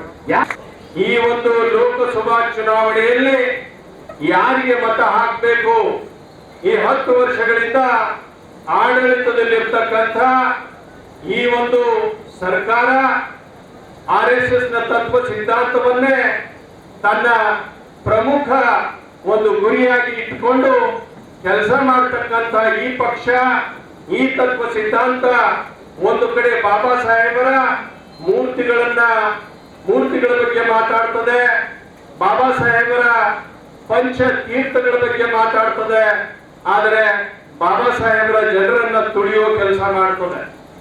ಇವತ್ತು ನಾವು ಬಾಬಾ ಸಾಹೇಬರ ಪಂಚತೀರ್ಥಗಳ ಹೆಸರಿನಲ್ಲಿ ಓಟನ್ನ ಕೇಳ್ತಕ್ಕಂತ ಪಕ್ಷಕ್ಕೆ ನಾವು ಮತ ಹಾಕಬೇಕು, ಅಥವಾ ನಮ್ಮ ಬದುಕಿನ ಜೊತೆಗೆ ಚೆಲ್ಲಾಟವನ್ನ ಆಡ್ತಾ ನಮ್ಮ ಬರುವ ಜನಾಂಗದ ಜನರ ಜೀವನವನ್ನ ದುರ್ಬರ ಮಾಡ್ತಕ್ಕಂಥ ಆ ಪಕ್ಷಕ್ಕೆ ನಾವು ಮತ ಹಾಕಬೇಕು ಅನ್ನೋದನ್ನ ನಾವು ನಿರ್ಣಯ ಮಾಡಬೇಕಾಗಿದೆ. ಇವತ್ತು ರಾಷ್ಟ್ರ ಮಟ್ಟದಲ್ಲಿ ಕೇವಲ 2 ಪಕ್ಷಗಳು ಪ್ರಮುಖವಾಗಿ ಒಂದೊಂದು ಸಿದ್ಧಾಂತವನ್ನ ಮುಂದಿಟ್ಕೊಂಡು ಚುನಾವಣೆಯಲ್ಲಿ ಅವರು ಸ್ಪರ್ಧೆ ಮಾಡ್ತಾ ಇದ್ದಾರೆ. ಒಂದು ಕಡೆ ಅಮಿತ್ ಶಾ ಅವರು ಹೇಳಿರುವ ಹಾಗೆ ನಮ್ಮ ಸರ್ಕಾರ ಈ ಒಂದು ಅವಧಿಗೆ ಮತ್ತೆ ನಮ್ಮ ಪಕ್ಷ ಅಧಿಕಾರದಲ್ಲಿ ಬಂದ್ರೆ ನಾವು SC ST OBC ಗಳಿಗೆ ಇರ್ತಕ್ಕಂಥ ರಿಸರ್ವೇಶನ್ ಅನ್ನ ತೆಗಿತೇವೆ. ಮತ್ತೊಂದು ಕಡೆ ಈ ಚುನಾವಣೆಯಲ್ಲಿ ಲೋಕಸಭೆಗೆ ಅಭ್ಯರ್ಥಿಗಳಾಗಿ ಚುನಾವಣೆಯಲ್ಲಿರ್ತಕ್ಕಂಥ ಆ ನಾಮನ ಪಾತ್ರಧಾರಿಯಾಗಿರ್ತಕ್ಕಂಥ ಅರುಣ್ ಗೋವಿಲ್ ಮತ್ತೆ ಜ್ಯೋತಿ ಮಿರ್ಜಾ ಅಂತಕ್ಕಂಥ ಒಬ್ಳು ಹೆಣ್ಮಗಳು, ಅವರೆಲ್ಲ ಏನ್ ಹೇಳ್ತಾರೆ, ನಮಗೆ 400ಕ್ಕಿಂತ ಜಾಸ್ತಿ ಸೀಟ್ ಬಂದ್ರೆ ನಾವು ಈ ದೇಶದ ಸಂವಿಧಾನವನ್ನ ಬದಲಾವಣೆ ಮಾಡ್ತೀವಿ. ಹಾಗಾದ್ರೆ ನಾವು ಅವರಿಗೆ ಕೇಳ್ತಕ್ಕಂಥ ಪ್ರಶ್ನೆ, ಈ ಸಂವಿಧಾನದಿಂದ ನಿಮ್ಗೆ ಏನ್ ತೊಂದರೆ ಆಗಿದೆ? ಈ ಸಂವಿಧಾನದಿಂದ ಈ ದೇಶದ ಯಾವ ಪ್ರಜೆಗೆ ತೊಂದರೆ ಆಗಿದೆ? ಸಂವಿಧಾನ ಹೇಳ್ತದೆ ಎಲ್ಲರಿಗೂ ಸಮಾನತೆ ಇದೆ, ಎಲ್ಲರಿಗೂ ಸಮಾನ ಅವಕಾಶಗಳಿವೆ, ಎಲ್ಲರೂ ತಮ್ಮ ತಮ್ಮ ಸಾಮರ್ಥ್ಯಕ್ಕೆ ಅನುಗುಣವಾಗಿ ತಾವು ಬಯಸಿರುವ ನೌಕರಿಗಳು ಮಾಡಬಹುದು, ಉದ್ಯೋಗ ಮಾಡಬಹುದು, ತಾವು ಬಯಸಿರ್ತಕ್ಕಂಥ ಕೆಲಸಗಳಲ್ಲಿ ಸಕ್ರಿಯವಾಗಿ ಕೆಲಸ ಮಾಡಿ ಜೀವನದಲ್ಲಿ ಅಭಿವೃದ್ಧಿಯನ್ನ ಸಾಧಿಸಬಹುದು ಅಂತಕ್ಕಂಥ ಅವಕಾಶ ಈ ಸಂವಿಧಾನ ಕೊಟ್ಟಿದೆ. ಜಾತಿಯ ಆಧಾರದಲ್ಲಿರ್ತಕ್ಕಂಥ ಮೇಲು ಕೀಳು ಭಾವನೆಯನ್ನ ಮೀರಿ ಎಲ್ಲರೂ ಸಮಾನ ಅಂತಕ್ಕಂಥ ಒಂದು ಉದಾತ್ತವಾಗಿರ್ತಕ್ಕಂಥ ಶ್ರೇಷ್ಠವಾಗಿರ್ತಕ್ಕಂಥ ಒಂದು ವಿಚಾರ ಈ ದೇಶಕ್ಕೆ ಕೊಟ್ಟಿದೆ. ಆ ಒಂದು ನೆಲೆಯಲ್ಲಿ ನಾವು ಇವತ್ತು ಭಾರತವನ್ನ ಒಂದು ದೊಡ್ಡ ಪ್ರಜಾಸತ್ತಾತ್ಮಕ ಮತ್ತು ಎಲ್ಲರಿಗೂ ಸಮಪಾಲು, ಎಲ್ಲರಿಗೂ ಸಮಬಾಳು ಅಂತಕ್ಕಂಥ ಒಂದು ವಿಚಾರದಲ್ಲಿ ನಾವು ಮುನ್ನುಗ್ತಾ ಇದ್ದೇವೆ. ಇಂಥ ಒಂದು ಸಂವಿಧಾನವನ್ನ ಮಾನ್ಯ ಮಂತ್ರಿಗಳು ಈ ಒಂದು ಸಭೆಗೆ ಬಂದಿದ್ದಾರೆ. ಅವರನ್ನ ಒಂದು ತುರ್ತು ಅವಶ್ಯಕತೆ ನಮ್ಮ ಮುಂದಿದೆ. ಇವತ್ತು ಇಡೀ ದೇಶದಲ್ಲಿ ದೇಶ ಸ್ವತಂತ್ರಗೊಂಡು 75 ವರ್ಷಗಳ ಕಳೆದಿದೆ. ಈ ದೇಶದ 75 ವರ್ಷದಲ್ಲಿ ಇವತ್ತಿಗೂ ಕೂಡ ದಲಿತರ, ದಮನಿತರ, ಹಿಂದುಳಿದರ, ಮುಸಲ್ಮಾನರ, ಕ್ರಿಶ್ಚಿಯನರ ಬದುಕು ಅತಂತ್ರವಾಗಿ ನಿಂತಿದೆ. ತಮ್ಮ ಬದುಕನ್ನು ಕೈಯಲ್ಲಿ ಮುಟ್ಟಿನಲ್ಲಿ ಹಿಡ್ಕೊಂಡು ಭಯದ ವಾತಾವರಣದಲ್ಲಿ ಬದುಕಂತ ಅವಕಾಶ ಈ ಸೃಷ್ಟಿ ಮಾಡಿರ್ತಕ್ಕಂಥದ್ದು ನರೇಂದ್ರ ಮೋದಿ ಅವರು. 10 ವರ್ಷಗಳ ಕಾಲ ಹಿಂದೆ ಅಧಿಕಾರಕ್ಕೆ ಬಂದಾಗ ನೋಡಿದ್ರೆ ಇವೆಲ್ಲ ಯಾವುದೇ ಗುರಿ ಹರಗಿ ಕೂಡ ಬರೀ ದೇವರಿಗೆ ಬರೀ ಪೂಜೆ ಮಾಡ್ತಾರ, ಬಹಳ ಒಂದು ಹೂವಿನ ಹಾಕಿ ಪೂಜೆ ಮಾಡಿ ಆಮೇಲೆ ಅದಕ್ಕೆ ಬಲಿ ಕೊಡೋದು. ಆ ರೀತಿ ಪಾರ್ಲಿಮೆಂಟ್ ಅಲ್ಲಿ ದೇಶದ ಪ್ರಧಾನಮಂತ್ರಿ ಆಗಿ ಹೋಗುವಾಗ ನರೇಂದ್ರ ಮೋದಿ ಅವರು ಸಂವಿಧಾನದ ಮೇಲೆ ನಮಸ್ಕಾರ ಮಾಡಿದ್ರು. ಗೊತ್ತದಲ್ಲಿ ಎಲ್ಲರಿಗೂ ಸಂವಿಧಾನ ನಮಸ್ಕಾರ ಮಾಡಿ ಇದು ನನ್ನ ದೇವಾಲಯ, ದೇವರ ಗುಡಿ ಅಂತ ಹೇಳಿದ ಪಾರ್ಲಿಮೆಂಟ್ಗೆ ಅದ್ರ ಒಳಗಡೆ ಹೋಗಿ ಸಂವಿಧಾನ ಕತ್ತು ಹಿಸುತ್ತಕ್ಕಂಥ ಕೆಲಸ 10 ವರ್ಷದಲ್ಲಿ ವ್ಯವಸ್ಥಿತವಾಗಿ ಮಾಡಿದರೆ ಇದು ನಮ್ಗೆ ಯಾರಿಗೂ ಕೂಡ ಗೊತ್ತಾಗ್ತಾ ಇಲ್ಲ. ಇವತ್ತು ಬಿಜೆಪಿನಲ್ಲಿ ಇರ್ತಕ್ಕಂಥ ನಮ್ಮ ದಲಿತ ಲೀಡರ್ ಹೋಗ್ತಿದ್ದಾರೆ, ಏನ್ರಿ ಮೋದಿ ಅವರು ಹ್ಯಾಂಗ್ ಸಂವಿಧಾನ ಖಿಲಾಫ್ ಮಾಡಿದರೆ ಹ್ಯಾಂಗ್ ಸಂವಿಧಾನ ನೀವು ದುರ್ಬಲ ಆಗ್ತದೆ ಅಂತ ಹೇಳ್ತಾರೆ. ಅಂತ ಬಿಜೆಪಿ ಅವರಿಗೆ ನೀವೆಲ್ಲ ಪ್ರಶ್ನೆಗಳು ಕೇಳಬೇಕು. ಏನಂತ 70, 55, 60 ವರ್ಷ ದೇಶದಲ್ಲಿ ಕಾಂಗ್ರೆಸ್ ಹುಕುಮತ್ ಮಾಡಿದೆ. ಯಾವತ್ತಾದ್ರೂ ಕಾಂಗ್ರೆಸ್ ಪಾರ್ಟಿ ಸಂವಿಧಾನ ವಿರುದ್ಧವಾಗಿ ಮಾತನಾಡಿದೆ? ಯಾವತ್ತಾದ್ರೂ ಕಾಂಗ್ರೆಸ್ ಪಾರ್ಟಿ ಪ್ರಜಾಪ್ರಭುತ್ವದ ವಿರುದ್ಧ ಮಾತಾಡಿದೆ? ಅದು ಇತಿಹಾಸದಲ್ಲಿ ನೋಡಿದ್ರೆ ನಮಗೆ ಸಿಗೋದಿಲ್ಲ. ಆದ್ರೆ ಈ 10 ವರ್ಷದಲ್ಲಿ ಇವರು ಅಧಿಕಾರಕ್ಕೆ ಬಂದ ತಕ್ಷಣ ಪಾರ್ಲಿಮೆಂಟ್ ಪಕ್ಕದಲ್ಲಿ ಇರ್ತಕ್ಕಂಥ ಜಂತರ್ ಮಂತರ್ ರಸ್ತೆನಲ್ಲಿ ಬೀದಿ ಹಾಡು ಹಗಲಲ್ಲಿ ಸಂವಿಧಾನದ ಪ್ರತಿಗಳನ್ನು ಈ ದೇಶದ ಜಾತಿವಾದಿ RSS ಮತ್ತು ಬಿಜೆಪಿಯವರು ಬಹಿರಂಗವಾಗಿ ಸುಟ್ಟಾಕಿದ್ರು. ಈ ದೇಶದ ಪ್ರಧಾನಮಂತ್ರಿ ನರೇಂದ್ರ ಮೋದಿ ಸಂವಿಧಾನ ಮೇಲೆ ಪ್ರಮಾಣ ವಚನ ಮಾಡಿ ಅಧಿಕಾರಕ್ಕೆ ಹೋದಂತ ಮೋದಿ ಒಂದಾದ್ರೂ ಮಾತಾಡಿದಾರ? ಒಂದಾದ್ರೂ ವಿರೋಧ ಮಾಡಿದಾರ? ಮಾಡಿಲ್ಲ. ಇತಿಹಾಸ ಇಲ್ಲ. ಇವತ್ತು ಕರ್ನಾಟಕದಲ್ಲಿ ಇರ್ತಕ್ಕಂಥ ಅನಂತ್ ಕುಮಾರ್ ಹೆಗಡೆ ಪದೇ ಪದೇ ಸಂವಿಧಾನ ಬಗ್ಗೆ ಮಾತಾಡ್ತಾನೆ, ಪದೇ ಪದೇ ಸಂವಿಧಾನ ಬಗ್ಗೆ ಮಾತಾಡ್ತಾನೆ. ಅವನು ವಿರುದ್ಧ ಸಂವಿಧಾನ ಪರ ಇರ್ತಕ್ಕಂಥ ಬಿಜೆಪಿ ಅಂತ ಹೇಳ್ತಾ ಇದೆಯಲ್ಲ, ಅವನು ಇರೋದು ಒಂದೇ ಒಂದು ಕ್ರಮ ತಗೊಂಡಿದ್ಯಾ? ಪಾರ್ಟಿನಿಂದ ಉಚ್ಚಾಟನೆ ಮಾಡಿದ್ಯಾ? ಅಥವಾ ಅವನು ಹೇಳಿಕೆ ಖಂಡನೆ ಮಾಡೋದು? ಯಾವುದು ಕೂಡ ಇತಿಹಾಸ ಇಲ್ಲ. ಹೀಗಾಗಿ ಇವತ್ತು ದೇಶದ ಅಧಿಕಾರಕ್ಕೆ ಬಂದ ಮೇಲೆ ಸಂವಿಧಾನಿಕ ಎಲ್ಲ ಸಂಸ್ಥೆಗಳು ಯಾವುದು ನ್ಯಾಯಾಂಗ ಇದು ಸ್ವತಂತ್ರ ಸಂಸ್ಥೆ, ಚುನಾವಣಾ ಆಯೋಗ ಇದು ಸ್ವತಂತ್ರ ಸಂಸ್ಥೆ, CBI ಇದು ಸ್ವತಂತ್ರ ಸಂಸ್ಥೆ, ED ಸ್ವತಂತ್ರ ಸಂಸ್ಥೆ, IT ಸ್ವತಂತ್ರ ಸಂಸ್ಥೆ ಮತ್ತು UPSC ಅಂತಹ ಪ್ರಮುಖವಾದ ಸಂವಿಧಾನಿಕ ಸಂಸ್ಥೆಗಳನ್ನ